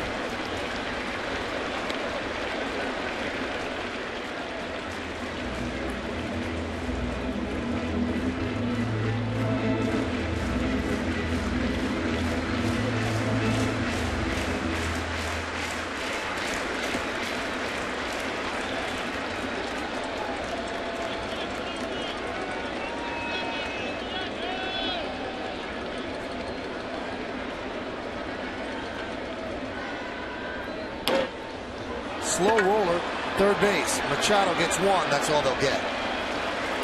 As Jeter moves to third. It looks like Soriano went out of the strike zone a little bit and it looked like a 3-2 changeup. See a little disappointment and frustration from Soriano. That was going to be ball 4. Rolls it over. Machado, a nice play just to get the out at second.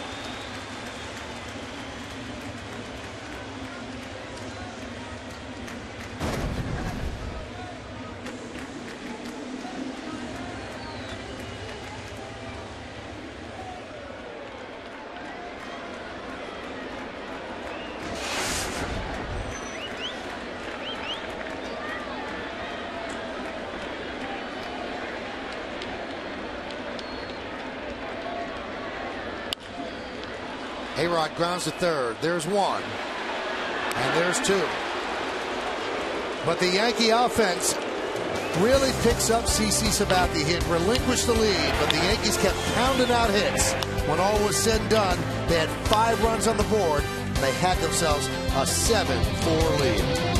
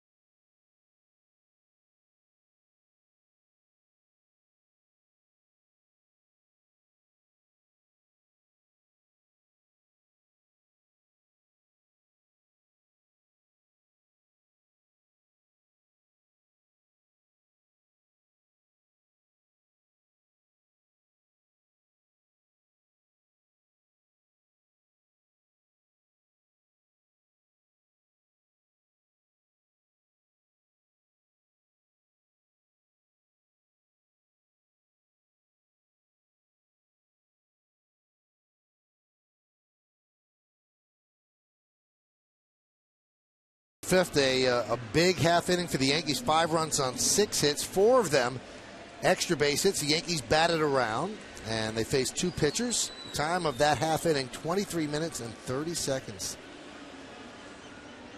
Now CC has to step up and hold this lead. Here in the 6th inning, he's going to go right through the middle of the lineup. Adam Jones, Chris Davis, and J.J. Hardy. He's thrown 73 pitches, so he's in good shape pitch count-wise. And Sabathia deals to Jones. And a strike.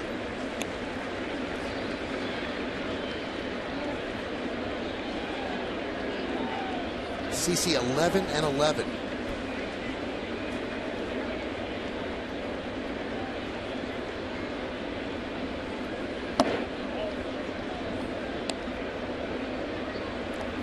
He liked facing the Orioles earlier in his career. First 22 career starts, he was 16-2, 2.74. But in the last 2 seasons, 1-3, 4.99 in 6 starts. Count 1-2.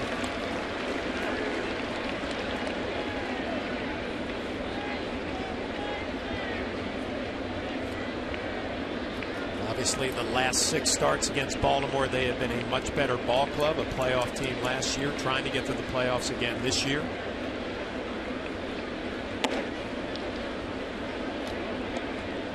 Two and two.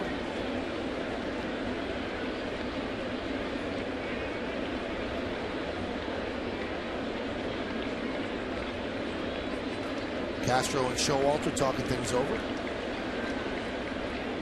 The 2-2. Still 2-2.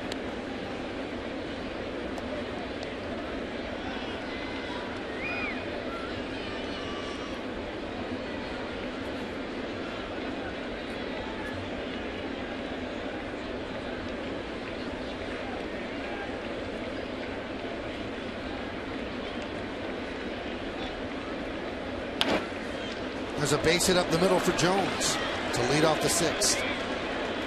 And he's going to go for 2. The ball was bobbled by Soriano, and Jones is in there. They probably will score that a double because he was going for 2 even before it was bobbled. Good at bat, drives it right back up the middle. You love to see this. Head down, running hard. He's thinking 2 the whole way. He will get there easily with Soriano, a little bobble. Left center field doesn't come up with it cleanly, but you're right, Michael. It looked like he was thinking 2 right out of the batter's box. We'd love to see that from progressive base runners.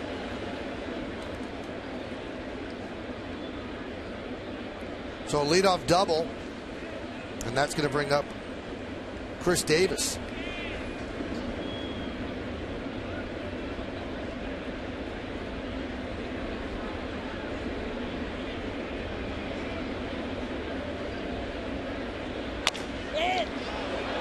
Popped up. A-Rod puts it away for the first out. Let's find out more about the Orioles. We'll take a look at the Pepsi team scouting report. Well, Baltimore looking to go to the postseason again. You wonder if that experience they got last year will help them reach that goal. And they are a very aggressive and powerful ball club. 336 walks coming into this game, 14th in the league, 178 home runs, now first in the league. And they catch and throw. 992 fielding percentage, which is first in the league. And we mentioned it earlier, only 39 errors on the year. J.J. Hardy takes a strike. Chris Davis very ticked off that he popped up. And I think he's blaming on the bat. I think also the bat cracked a bit, and then he decided to run.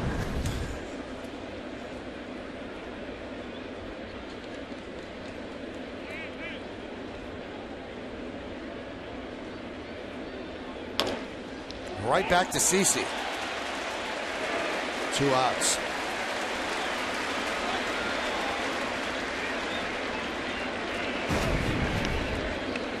CC always got to pay attention to Jones at second base, who runs well. Field your position, look him back to second, make the easy play to first base.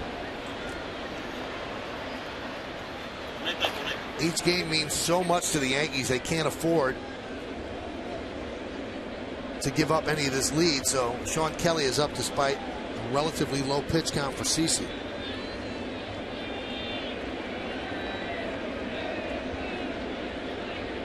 Yesterday was a day off, so the bullpen right now rested. Here's Nick Markakis.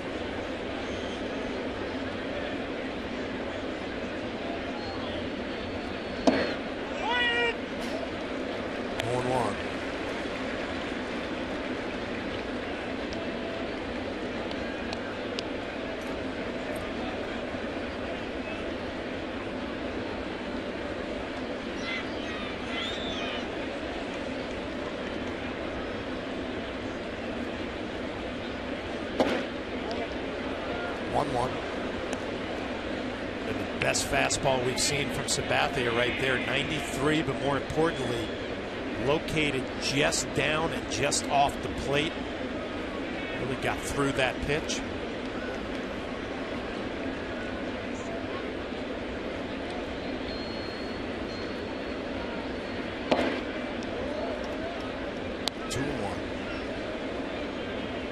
It's got to be frustrating for him, Michael. It's frustrating watching him pitch because he shows you some signs that he's back on track and he's going to get on one of those good runs, and then all of a sudden he has a bad inning where he reverts back to some bad habits, makes some bad pitches, and he pays the price. Just off the glove of a diving Cano, and it trickles into right field. Jones will score. It's an RBI single for Markakis, and the Yankee lead is now 7-5. Girardi just signaled to Romine, go out and talk with Sabathia. It'll be interesting to see if they lift the left-hander. A classic at bat right there for Markakis. Couple of really, really good pitches, and then he puts the ball in play. And on Yes Mo, brought to you by Mercedes-Benz, just off the glove. That close from being out of the inning. Take a look at the motion from Sabathia coming towards home plate. Now this, I think, is going to shock Sabathia. 86 pitches, and it shows you, ace or no ace, we have to win these games, and they're not going to hang with a guy who's long been their #1 starter since he got here in 2009. Girardi's going to take the ball from him. And it's a brave new world now, and CC has to realize that. He is not as dominant, and the Yankees can't afford to give this lead back, so they go to the bullpen and they call on Kelly.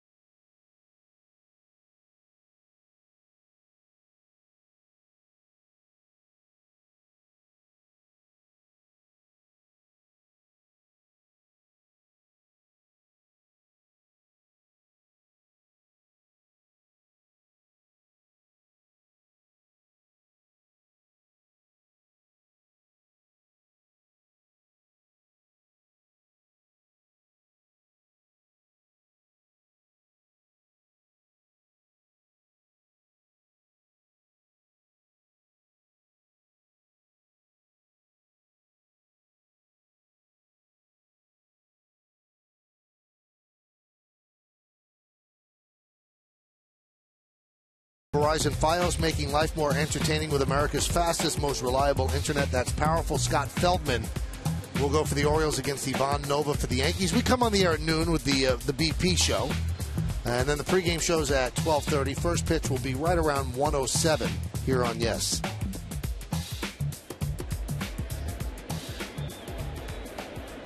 So CC Sabathia gives him just 5 2/3. Putting some pressure now on Nova to give them length tomorrow. And Kelly deals high to Valencia. Well, you understand what Joe Girardi has to do. These games are so important. You mentioned that in the numbers for Kelly, 51st game. But you worry about the rest of the month of September. If Sabathia can't give you 7, Kuroda has to go deep in ball games. Ivan Nova tomorrow. Valencia hammers one to left field. It's going to fall in there for a base hit. Soriano makes the catch on a one-hop and fires in, but not in time to get Markakis. So a base hit for Valencia, and it's first and third now with 2 outs. Michael Morse on his way to play for Baltimore. You wonder how many more at-bats is Valencia going to get. Well, he's taken advantage tonight. 2-run home run, his last at-bat against Sabathia, and now a base hit for left field.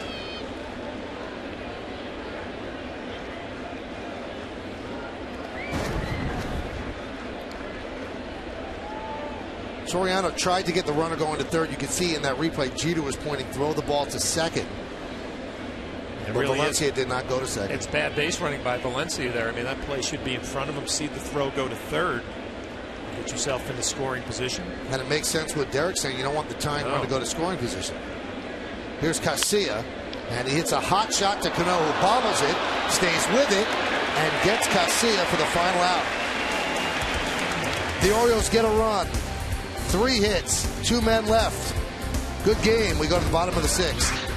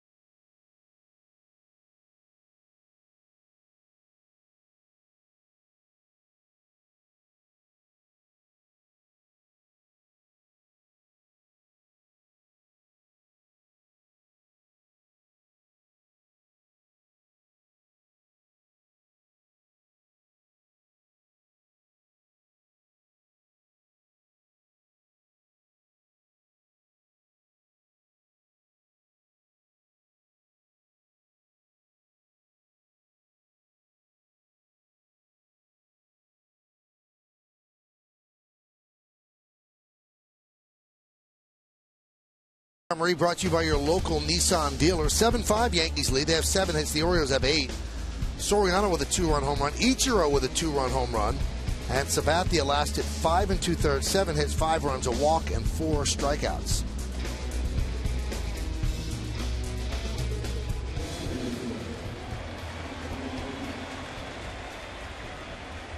Well, Curtis Granderson will start off the bottom of the 6th inning. TJ McFarland still in there, and he started off the 5th inning with a double to right. Check swing, Tapper back to the mound, 1 out.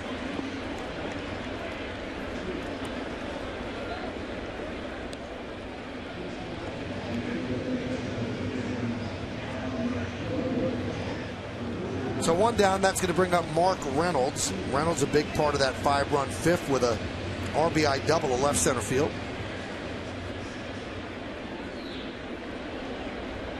Meredith did a great job explaining with that front foot and how he's getting it down a little bit earlier, eliminating that toe tap. Again, the results were there in Toronto, and again tonight that double to deep left center field. I wonder if he kind of feels like the game has slowed down a little bit for him because there's not as much movement. You really see the pitch out of the pitcher's hand. You have so much more time. See if he can keep it going.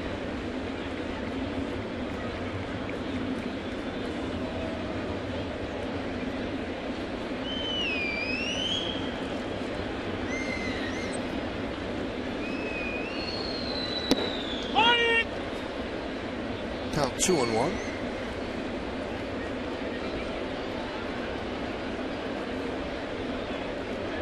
So much riding on each game, each inning, each out. Really nail-biting time here in the Bronx for the Yankees and their fans. Did you get the sense the fans are into it tonight? I mean, right from the first inning, you can sense a little bit more excitement. Last 5 games for Reynolds, batting average over 400.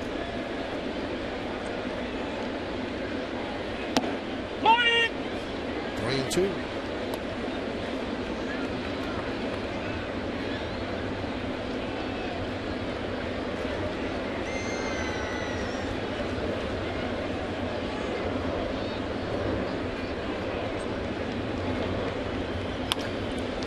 another base hit for Mark Reynolds.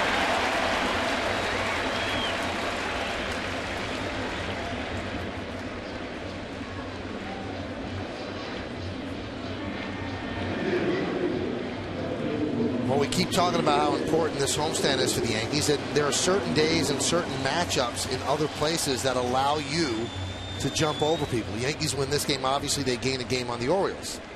The Rays and the A's are playing each other. They'll gain a game on one of those two. And you've got the Indians losing right now to the Tigers. You can gain a game on them. So, potentially a very big night for the Yanks. Here's Ichiro.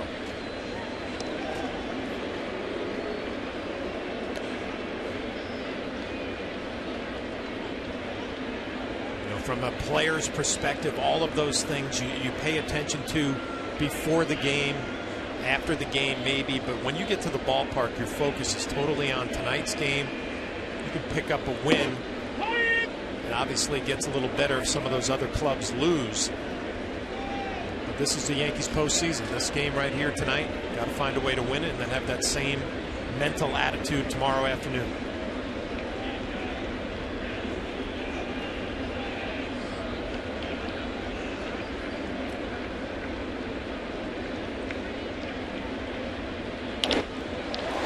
Base hit for Ichiro.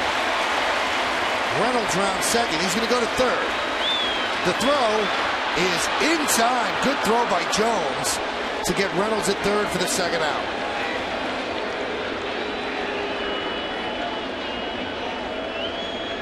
Adam Jones started the All-Star game for his offensive game and also the way he plays defense.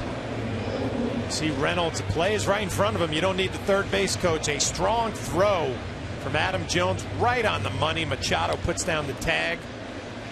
Aggressive base running try by Reynolds. A great throw by Adam Jones.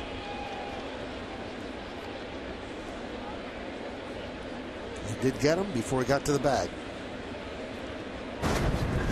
So Eric Cooper with the call, and here is Romine. He doubled in the fifth. Double to right.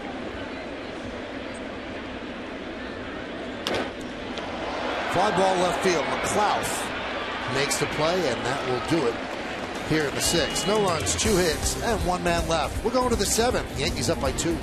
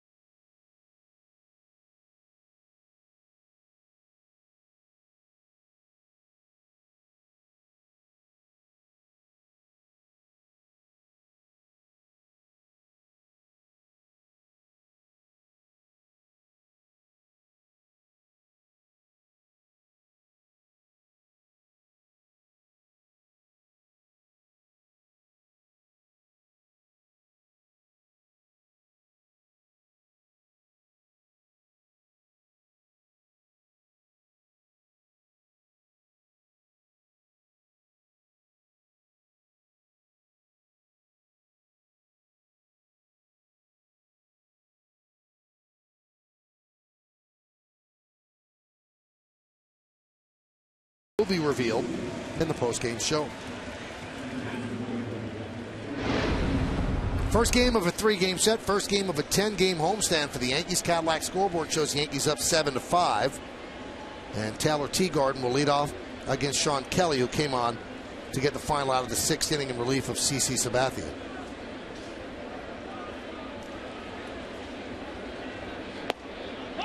There's a strike.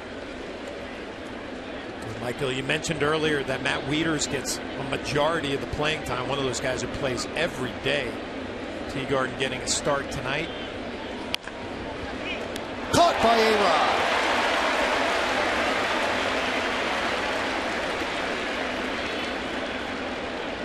Well, line drive didn't seem like it was hit all that hard, just to the left of Alex Rodriguez. It's a leaping catch. Sometimes off the bat you think it's hit harder than it actually is. You mistime your jump.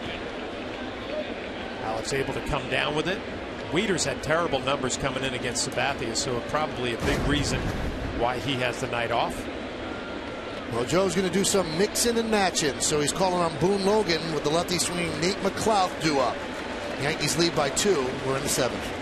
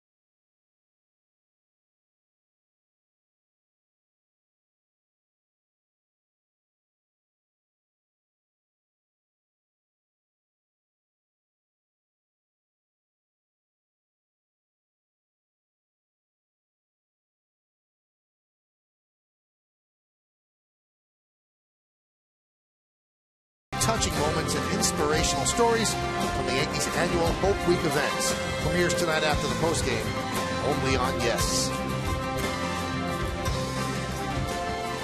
So Boone Logan, the Yankees' 3rd pitcher, since August 16th, about 2 weeks now. The Yankee bullpen is the best in the majors with a 1.14 ERA, 3-0 with 4 saves during that time. So they're going to need the bullpen to step up tonight, as CC only gave him 5 2/3, and you see the numbers on Logan. And you mentioned Joe Girardi mixing and matching, and you're probably going to see that the rest of the month. I mean, there's not going to be a whole lot of rest for these guys with every game being so important. And Joe, always one of those managers who protects his bullpen, protects his players during the year. And imagine that's going out the window in the month of September. So McLouth was 0 for 3 against CC. Now he has to face another lefty. Yankees in at the corners. Bunted straight up in the air. Can Romine get there? No. Took a moment to find it, and that cost him. The toughest part of this play, if you're a catcher, is not knowing where the ball is. Once you pick it up, that split hesitation and delay will cost you the ability to make the play to look like it hit the screen anyway. Robertson and Jabba up.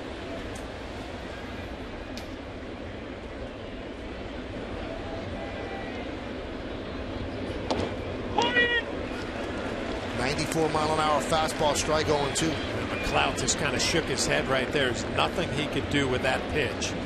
0 for 3 against Sabathia. Then Boone Logan comes in and just dots the outside corner and down. Perfect pitch.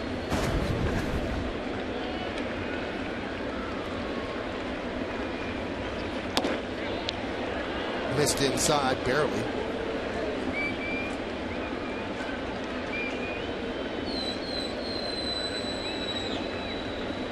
lefty's really doing a good job against McLeod. CC starting it off with fastballs inside. Boone Logan doing the same that last pitch.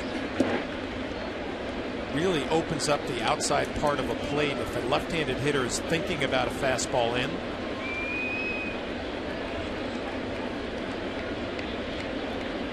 Not too many left-handed pitchers feel comfortable going in on left-handed hitters. Boone Logan and Sabathia did not fall into that category.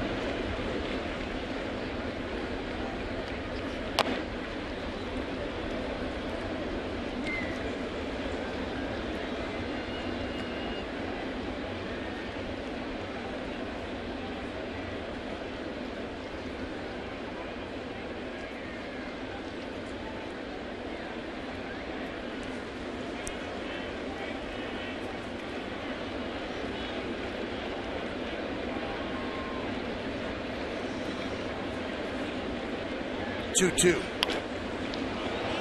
Driven to right field, but Ichiro is there for the second out.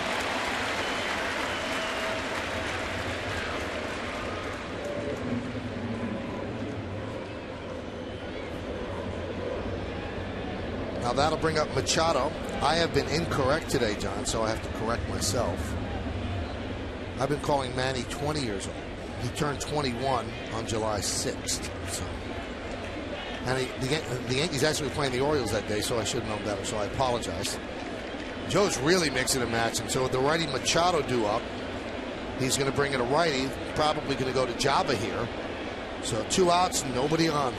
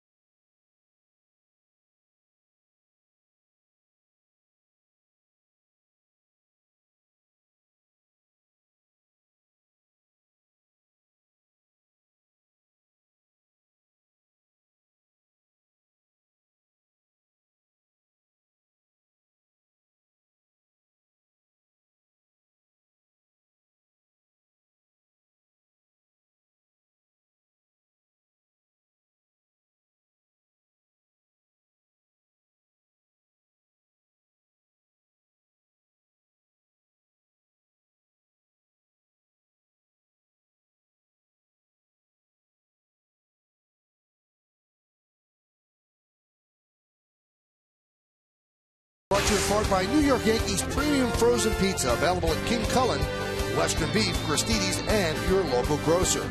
By Centerlight Healthcare, Centerlight, proud sponsor of the New York Yankees. And by your Tri-Honda dealers. Hurry to your local Tri-Honda dealer for great deals on the 2013 Pilot. Special night tonight, Yogi Berra bobblehead night. And Yogi was here before the game, holding on to his bobblehead. Got a nice ovation from the crowd. And there's the Yogi bobblehead. Good stuff. Seeing Yogi here as always. Yogi looks good. Now the Yankees don't go to Jabba. We thought with Jabba up, they'd have him come and pitch the last out of the 7th and have Robertson up for the 8th, but they're going to go with Robertson. We're going to go with Robertson. You look at the notes, the last time he pitched was Sunday against Tampa, so has had 4 days off. He will be fresh here, probably looking, Joe Girardi looking to him for an inning and a third. The numbers are just outstanding, 1.62 ERA. Now those records that we told you about doubles, the way that those are figured out, you know, at the age of 20, they consider it a 20-year-old age if you don't turn 21 before the end of June. So that's why he's considered a 20-year-old in the record books, but he is literally 21.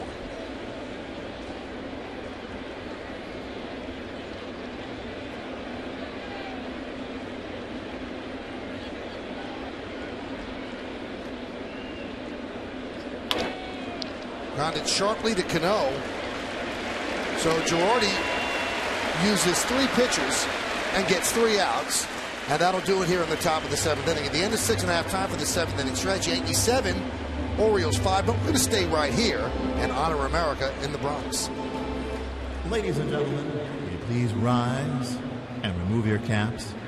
And please direct your attention to the area behind home plate and welcome 2 honored guests of the New York Yankees. United States Marine Corps Sergeant Jose Angel Tollins, who served in the Marine Corps Air Facility, and United States Marine Corps Lieutenant Colonel Richard Ordinary, who served in Operation Enduring Freedom. The Yankees say thank you for your sacrifice and service to our nation. Now, ladies and gentlemen, please join in Kate Smith's rendition of God Bless America.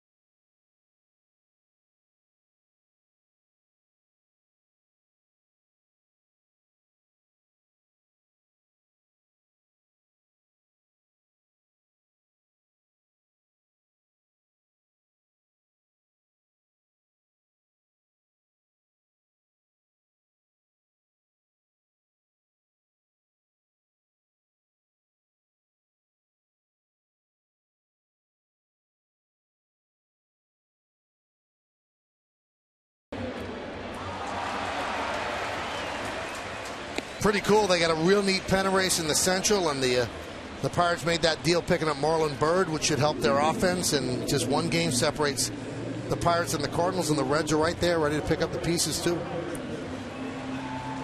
We'll hear from Bob and Jack and Meredith in the post-game show. We go to the bottom of the 7th inning. Yankees are leading this one 7-5, and it'll be the top of the Yankee order: Gardner, Jeter, and Cano against McFarland.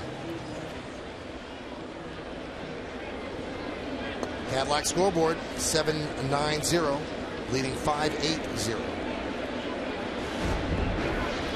Gardner has one of those 9 as he swings and misses. Singled in the 5th inning and scored.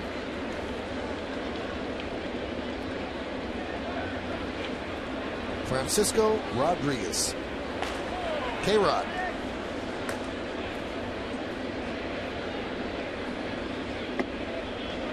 1-1.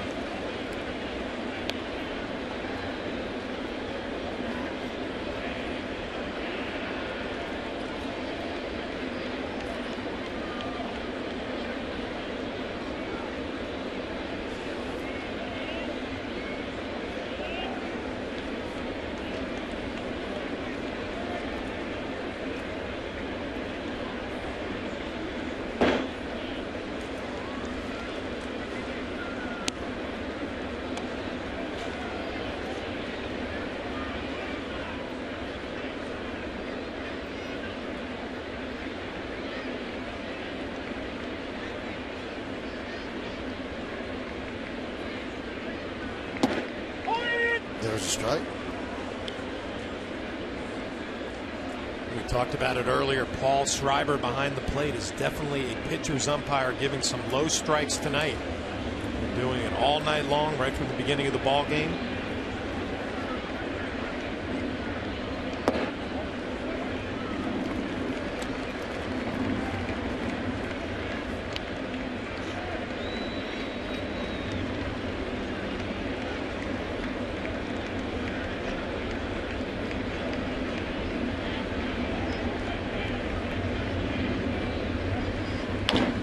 Rounded to first.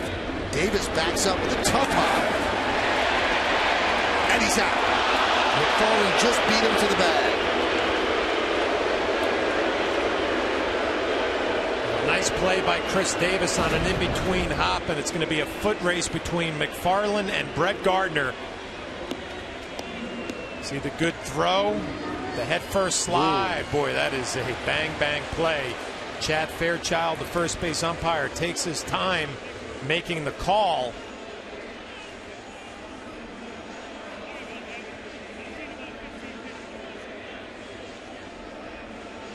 Looks like Gardner's hand is not on the bag, maybe slides right by it. Again, a base runner diving towards first base. You wonder if it slows him down and if he even makes contact. He missed the bag.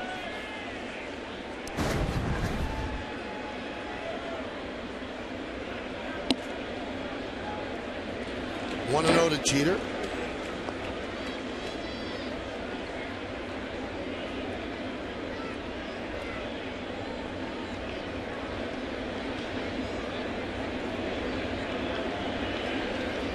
Quiet.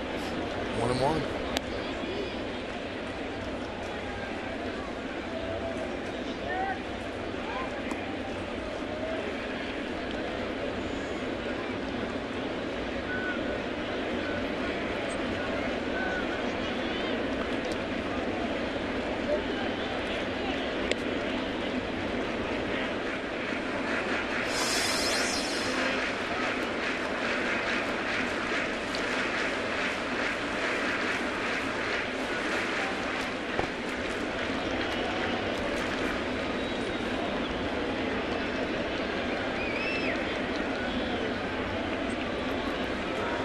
One,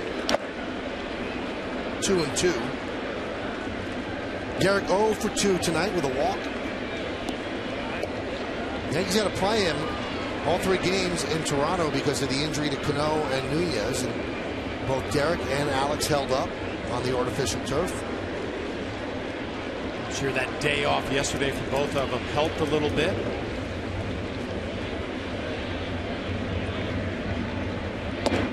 Strike 3.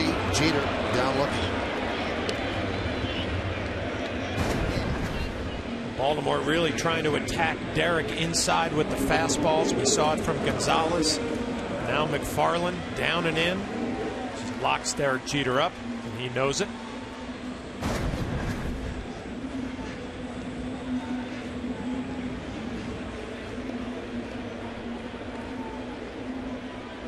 Here's Cano, a big 2-run single in the 5th inning. Walked and scored in the 4th. In the 1st inning, flied out to fairly deep center field.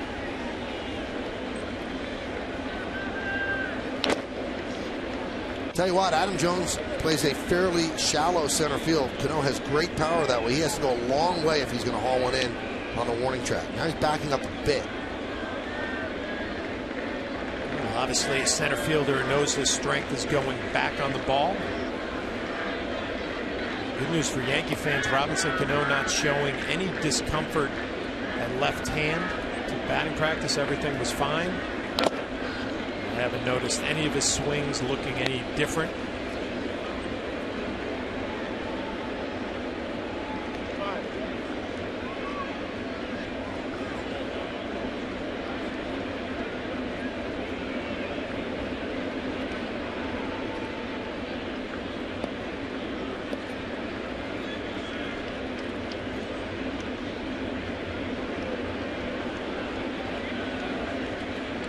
The 0-2.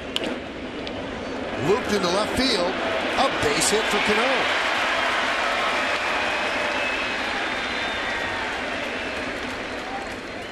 2 more hits for Cano. A thing of beauty for Robinson Cano. He gets jammed and he fights it off. Second base hit of the ball game. Both of them have not been hit very hard, but a couple RBIs, 2 hits.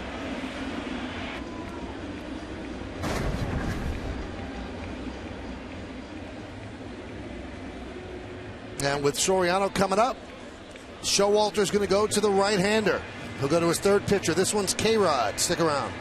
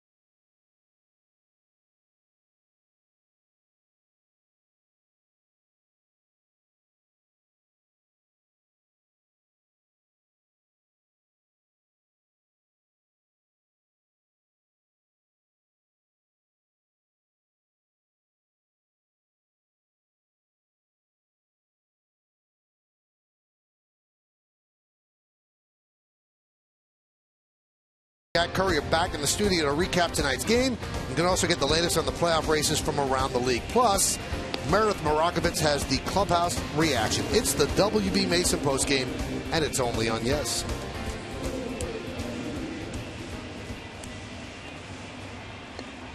Like old-time baseball. And the overcoat, the hat, love it. Here's Francisco Rodriguez. That's combined with the Brewers and the Orioles. Numbers aren't bad. Yeah, they're pretty good numbers right there. In his last 10 games for Baltimore, 1.86 ERA. He's definitely helped their bullpen. Well, these two know each other from their National League days. And Soriano gets clipped. He's going to take first. Some way to treat an old friend.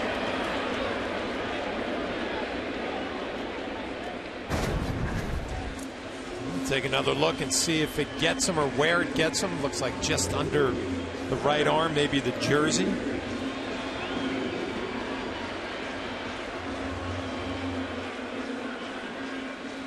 All right, that's going to bring up A-Rod against K-Rod.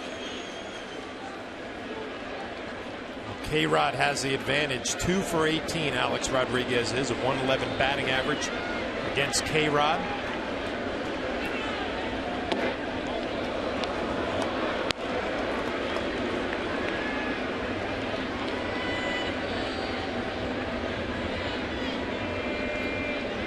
They're playing the same division, the American League West. A lot of those numbers compiled there. And yeah, and Mets Yankees, of course.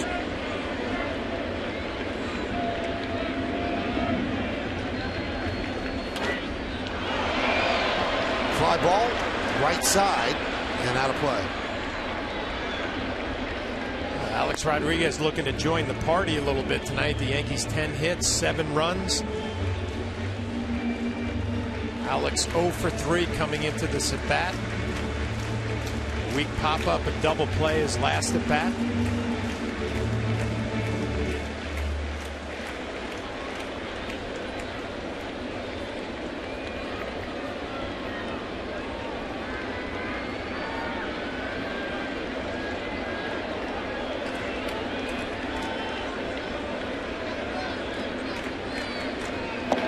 Now, John, you said he was 2 for 18.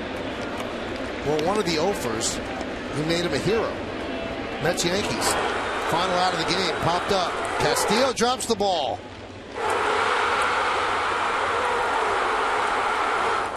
That was some moment. You know what I think of when I think of that play? Joe Oriema's wedding. Why? Because that's where I was that night.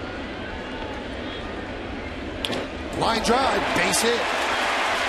Cano rounds third. They're sending him home. Here's the throw. It's cut off. An RBI single for A-Rod, and the Yankees lead 8-5. Well, Alex Rodriguez, you go from 3 tough at-bats. Don't look real good swinging the bat, and then all of a sudden you lace a base hit to left field. A 2-out base hit and RBI. Nice way to finish up your ball game against a pitcher you have not had good numbers against. Good short, compact swing. Nice line drive to left field. Takes McLeod forever to get rid of this ball. Robinson Cano will score easily.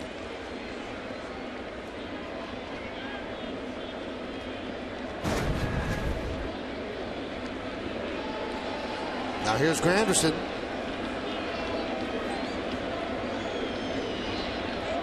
Runners go. Throw to third. Stolen base for Soriano and for A-Rod.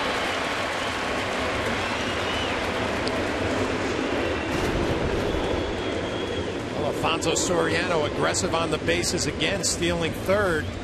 Alex Rodriguez cruising in the second base. You thought Teagarden probably had a better play at second. With Alex Rodriguez on the back end, Soriano another great jump, stealing third base.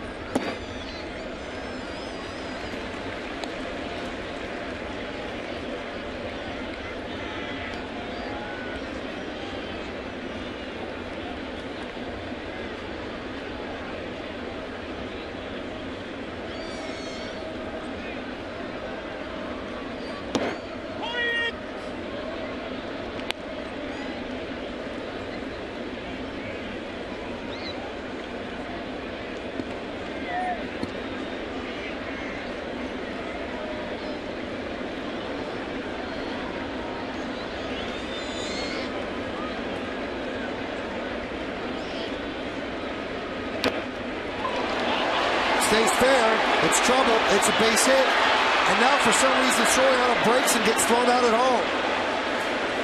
Bad job by Soriano. Great thinking by Granderson. But signals got crossed.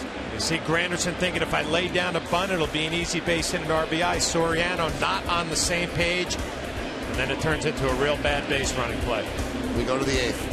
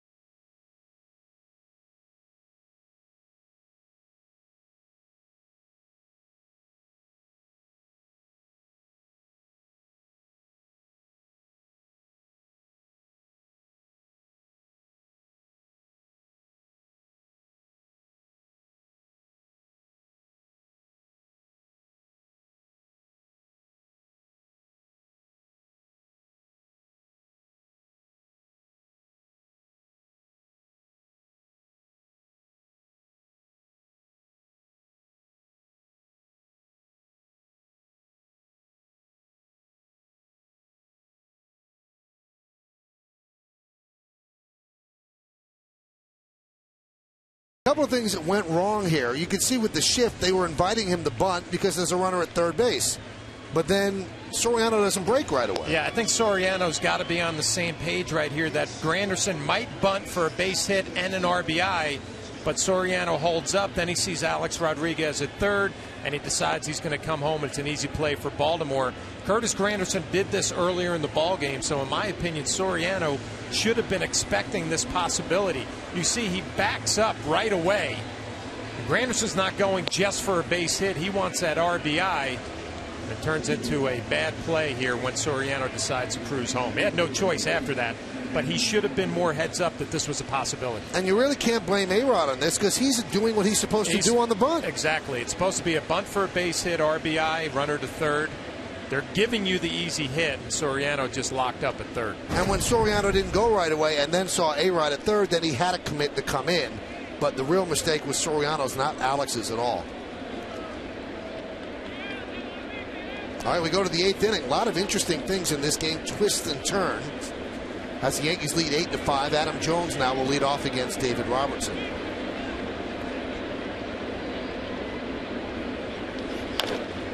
That one is chopped to short. Jeter. Away.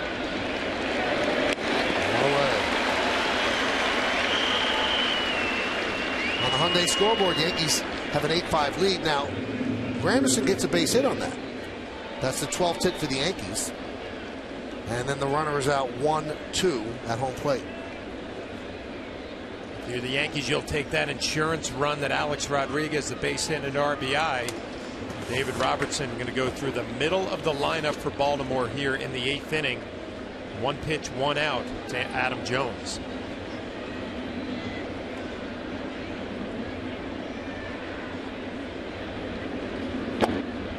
Pitch inside to Chris Davis, 1-0.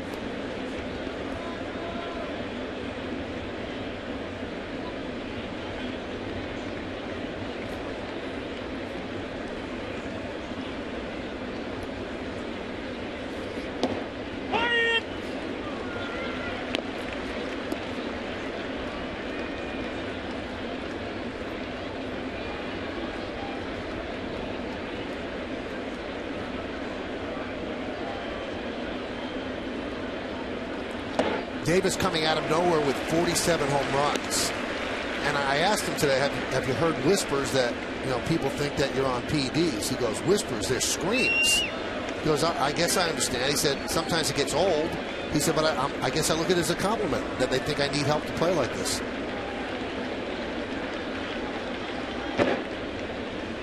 Well, 47 home runs will get your attention, but I've seen players do it before where they come to a new team, different philosophy, different setup, whatever it is. Confidence level grows and you become a star player.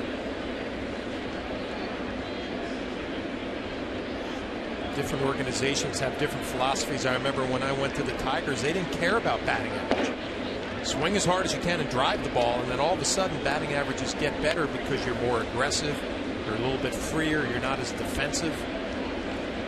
Impressive thing for me with Davis, all the power and RBIs, but the batting average right around 300, even with all those strikeouts.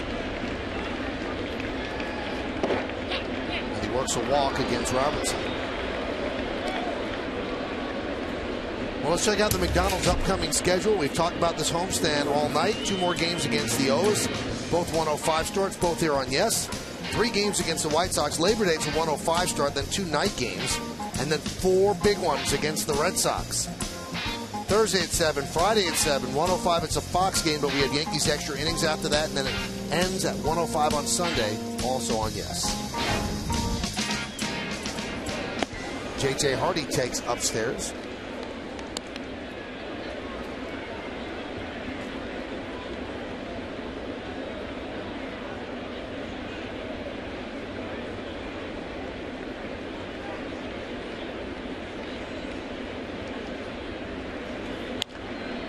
Squibb, foul. Had a lot of English on it, but it did stay foul. Reynolds did the right thing. Let that ball travel as long as you can with all of that spin. Get a great shot here. It could come back into the field of play, and it doesn't. Nice job by Reynolds trying to let it travel as long as it could.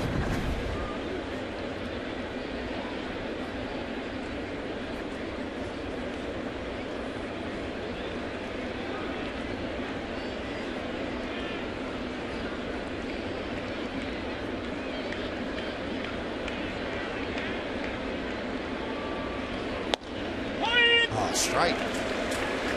1-2. We're in the 8th inning. Yankees lead 8-5. Runner at first, one out.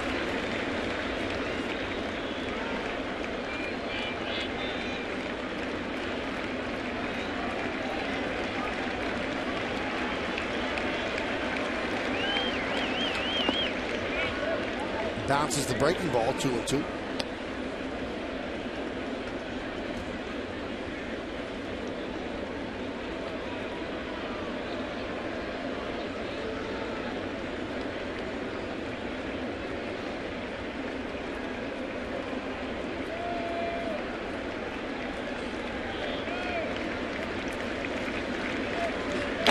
He gets it. Tips it into the glove of Romine. This copyrighted telecast presented by authority of the New York Yankees and may not be reproduced or retransmitted in any form, and the accounts and descriptions of this game may not be disseminated without the express written consent of the New York Yankees.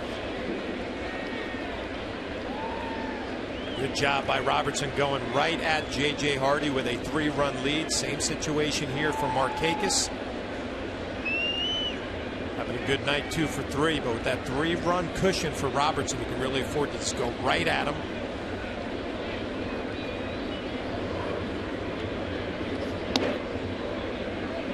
But Showalter has his starting catcher Wieters on the bench. Switch hitter with some power and some decent numbers against David Robertson. Could be a possibility here at the back end of this inning if it continues.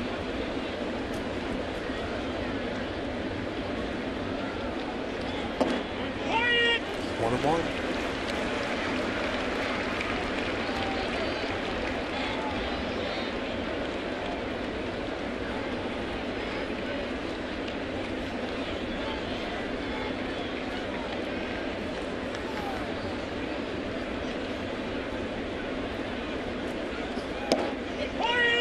One and two.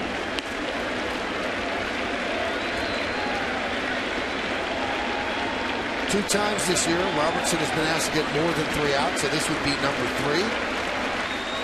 Came on to get the final out of the 7th. He had not pitched in Toronto, so he was well rested. But there were no day offs through this homestand.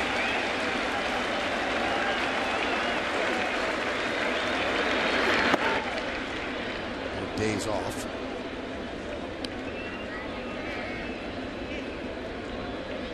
Count 2-2.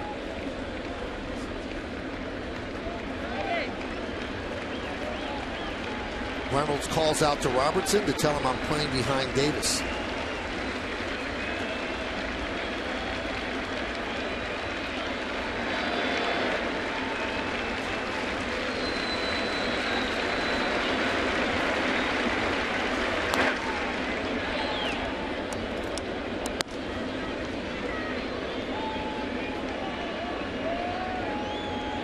This will be the 20th pitch for Robertson.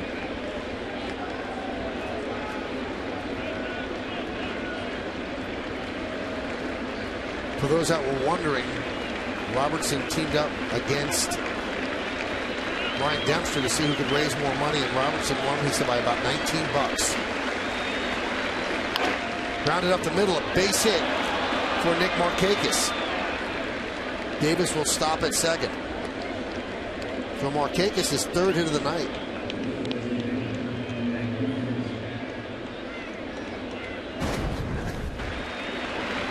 Three hits for Markakis, just drives it right back up the middle, extending this inning.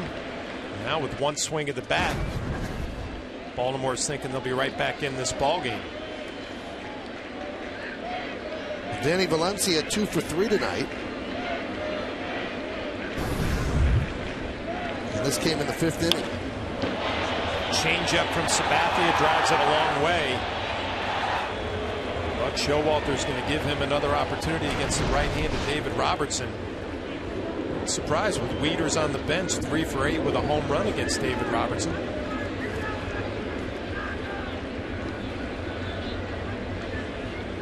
It could be the fact that he's 0 for his last 18 probably overrides that.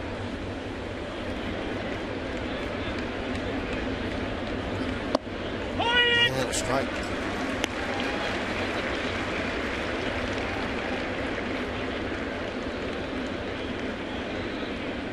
Even if they don't score now, you push the lineup into a little dangerous territory for the ninth inning from Mariano if anybody gets on Machado and Jones. Breaking ball clips the outside corner. 0-2 on Valencia.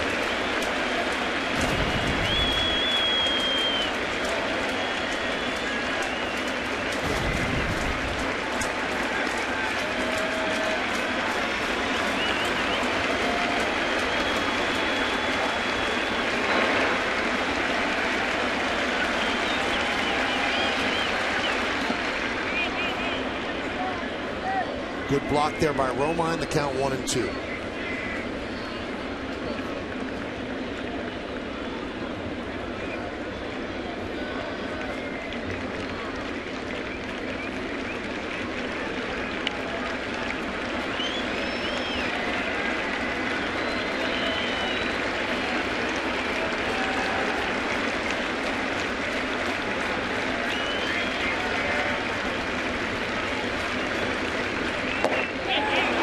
Check swing. Did he go? No! Said Chad Fairchild. Joe Girardi can't believe it, going all the way to the other end of the dugout. Have a few words for Chad Fairchild.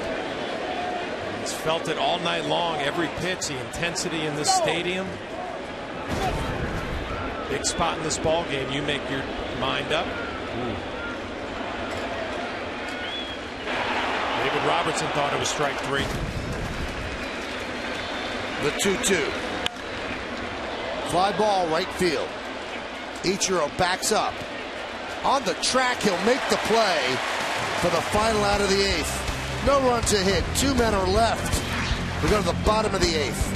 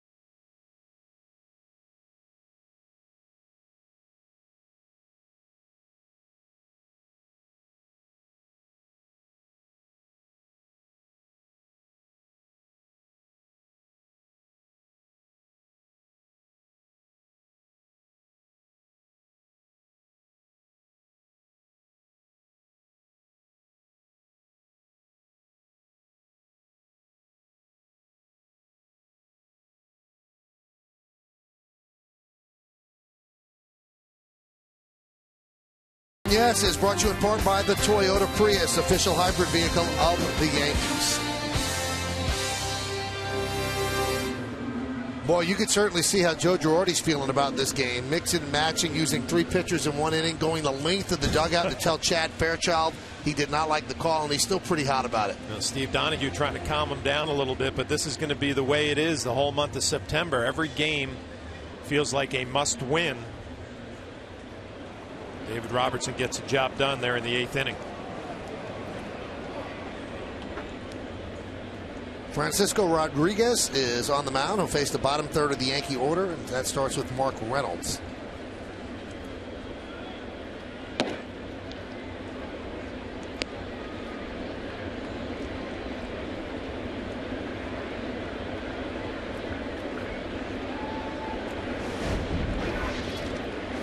See the Hyundai scoreboard. 8-5 Yanks.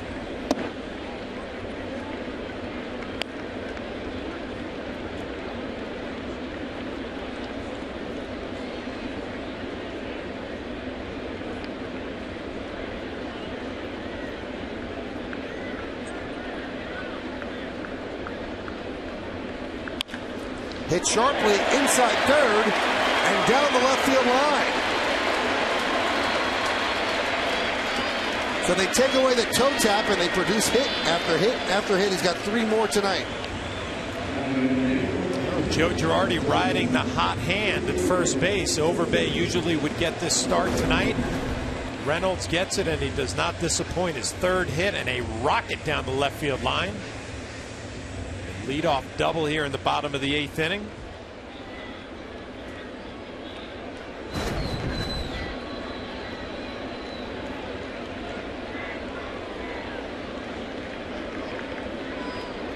Here's Ichiro.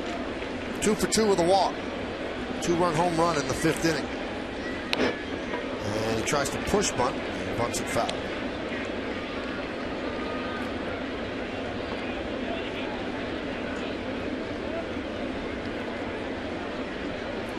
So with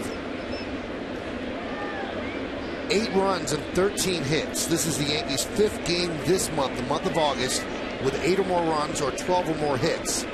They had 6 total in the first 4 months.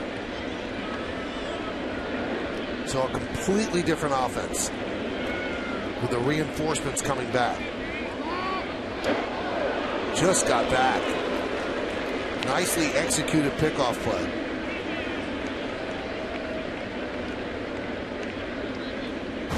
Nice timing and athletic move by Rodriguez, and the throw right on the bag. Reynolds just gets his hand back in. Flat-footed a little bit, didn't have the biggest of leads.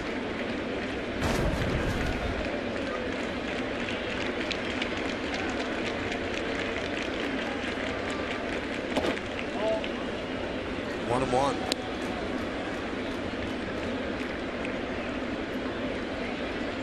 Troy Patton, one of the 3 left-handers in the Orioles bullpen. They've already used 1. Matt is probably not available because he's pitched 3 straight games.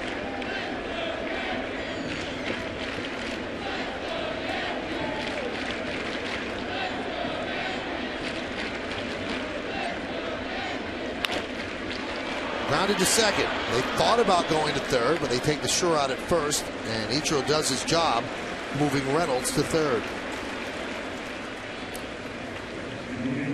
Heads up thinking by Casilla at second base, but a very productive out. Congratulations in the Yankee dugout for Ichiro. Gets his job done advancing Reynolds. See Casilla playing a double play depth. He comes up looking at third and decides to take the sure out. Well, that brings the infield in with Reynolds at third. It bears noting he's now 6 for his last 8 and 9 for his last 19. That's a big run over there at third.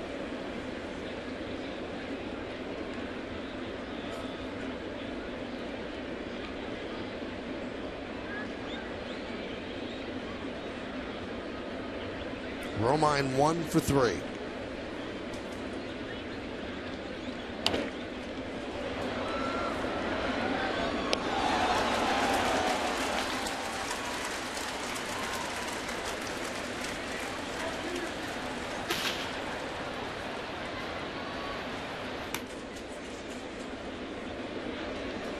Austin Romine in a situational at bat right here, trying to get a ball out over the plate, drive it to the middle of the field. Had a real good pitch to hit, first pitch, and fouled it off. We'll see if that's the best pitch he's going to have the rest of the at bat.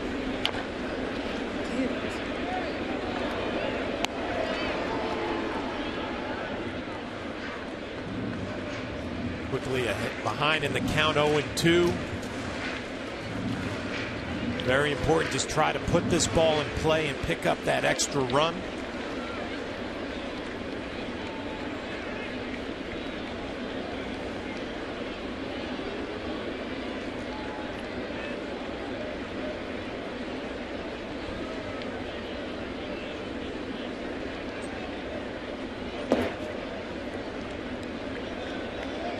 Good take right there from Austin Romine. Tells you he's seeing the ball well. A pretty good slider down and away off the plate. And he did not budge. And a hot hitter the second half of the season, and a good take right there on a good slider.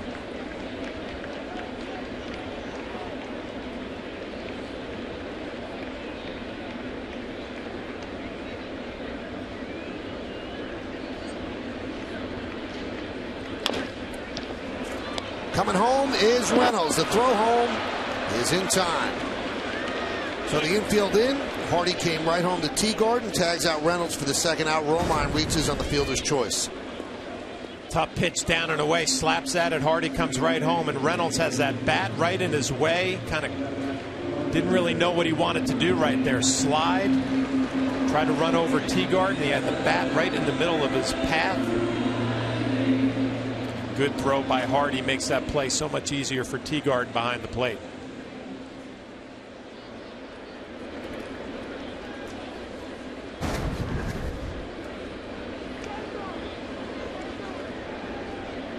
So now Gardner against K-Rod.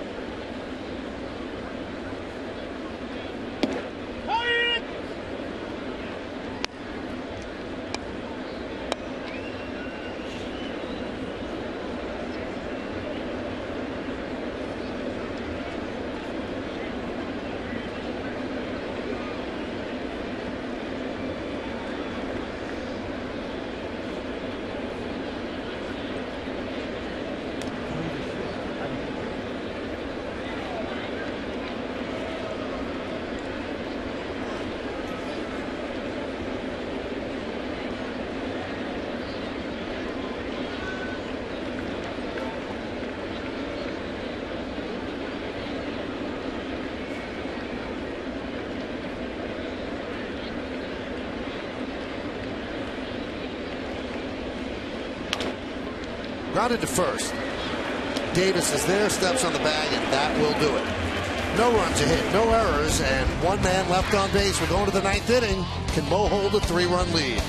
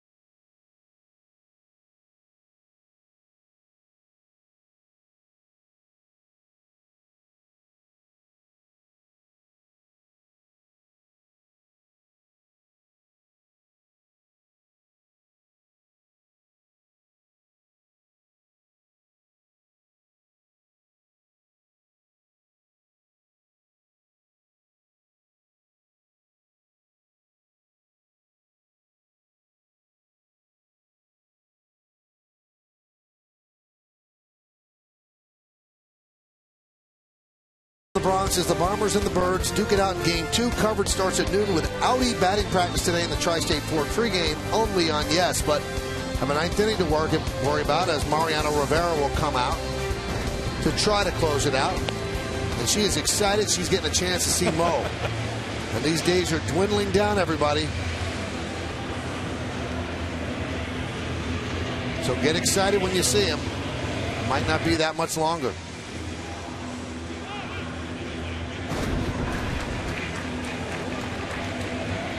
Yankees looking to close this one out. 53rd game, he has 38 saves. He's blown 5, 49 innings, 49 hits, just 9 walks and 44 strikeouts. And Brian Roberts is going to hit for Alexi Casilla.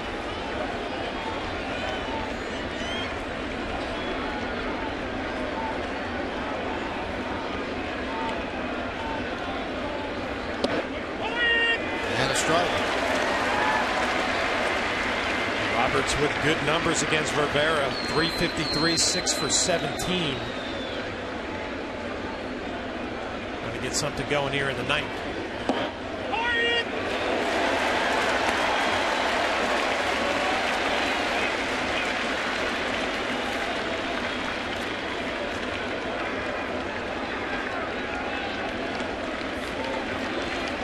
Matt Wieters is on deck. Mo is well rested. Last pitched on August 25th at Tampa Bay. So he and Robertson, 4 days rest. Did not see action in Toronto.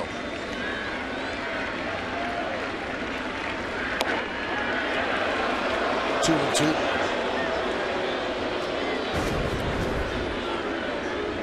See that cutter inside off the plate.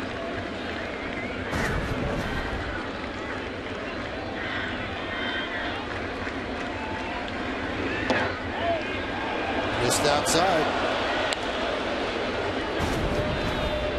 Cutter in, and then he goes back with the cutter away off the plate. Doesn't get the call.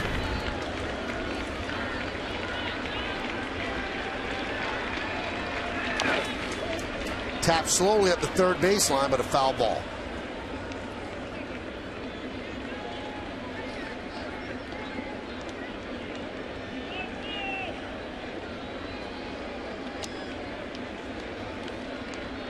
Both teams needing a win. Both teams needing to move up. Both teams on the outside looking into the playoff picture. So a very, very large 3-game set here at the stadium.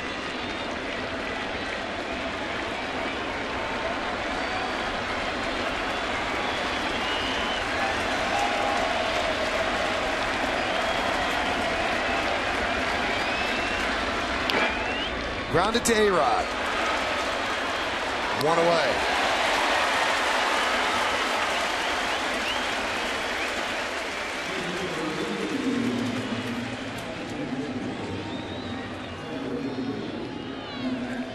Well, that'll bring up Matt Wieters, pinch hitting for Teagarden. We mentioned Wieters has played an awful lot, and he's somewhat fatigued.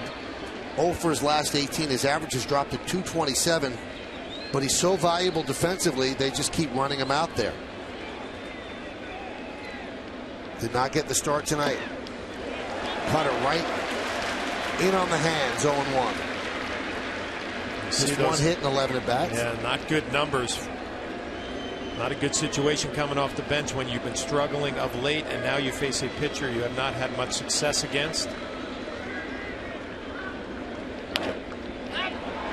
And now he's going to be 0 for his last 19 as Cano settles under it and puts it away for the second out.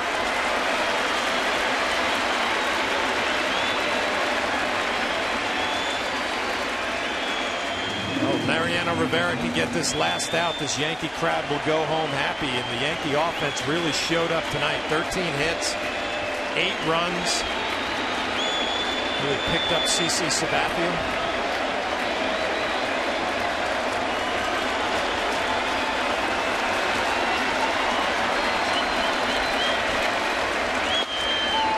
Pitch to McLeod is outside.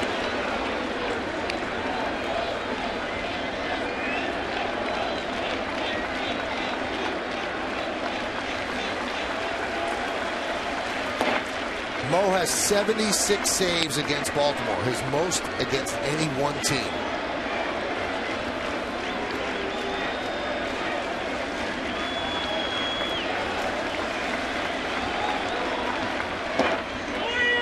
Two and one.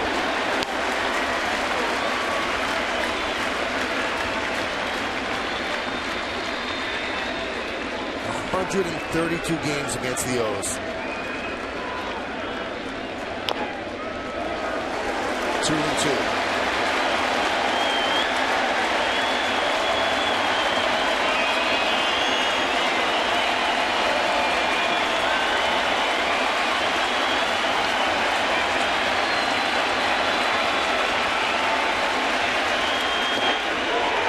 Just missed. 3 and 2.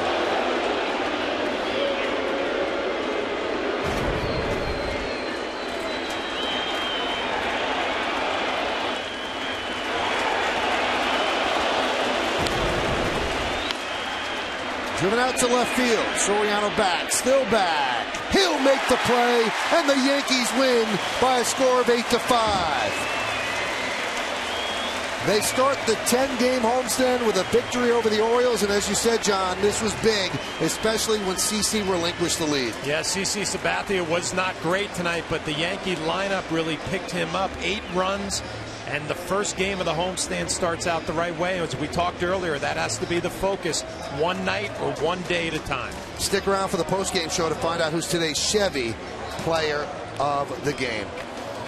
Well, we got an award to give out. We'll wrap things up. We'll get you set up for Bob Lorenz, Jack Curry, and Meredith Marakovich. Big night in the Bronx. Yankees win 8-5 in front of 45,169.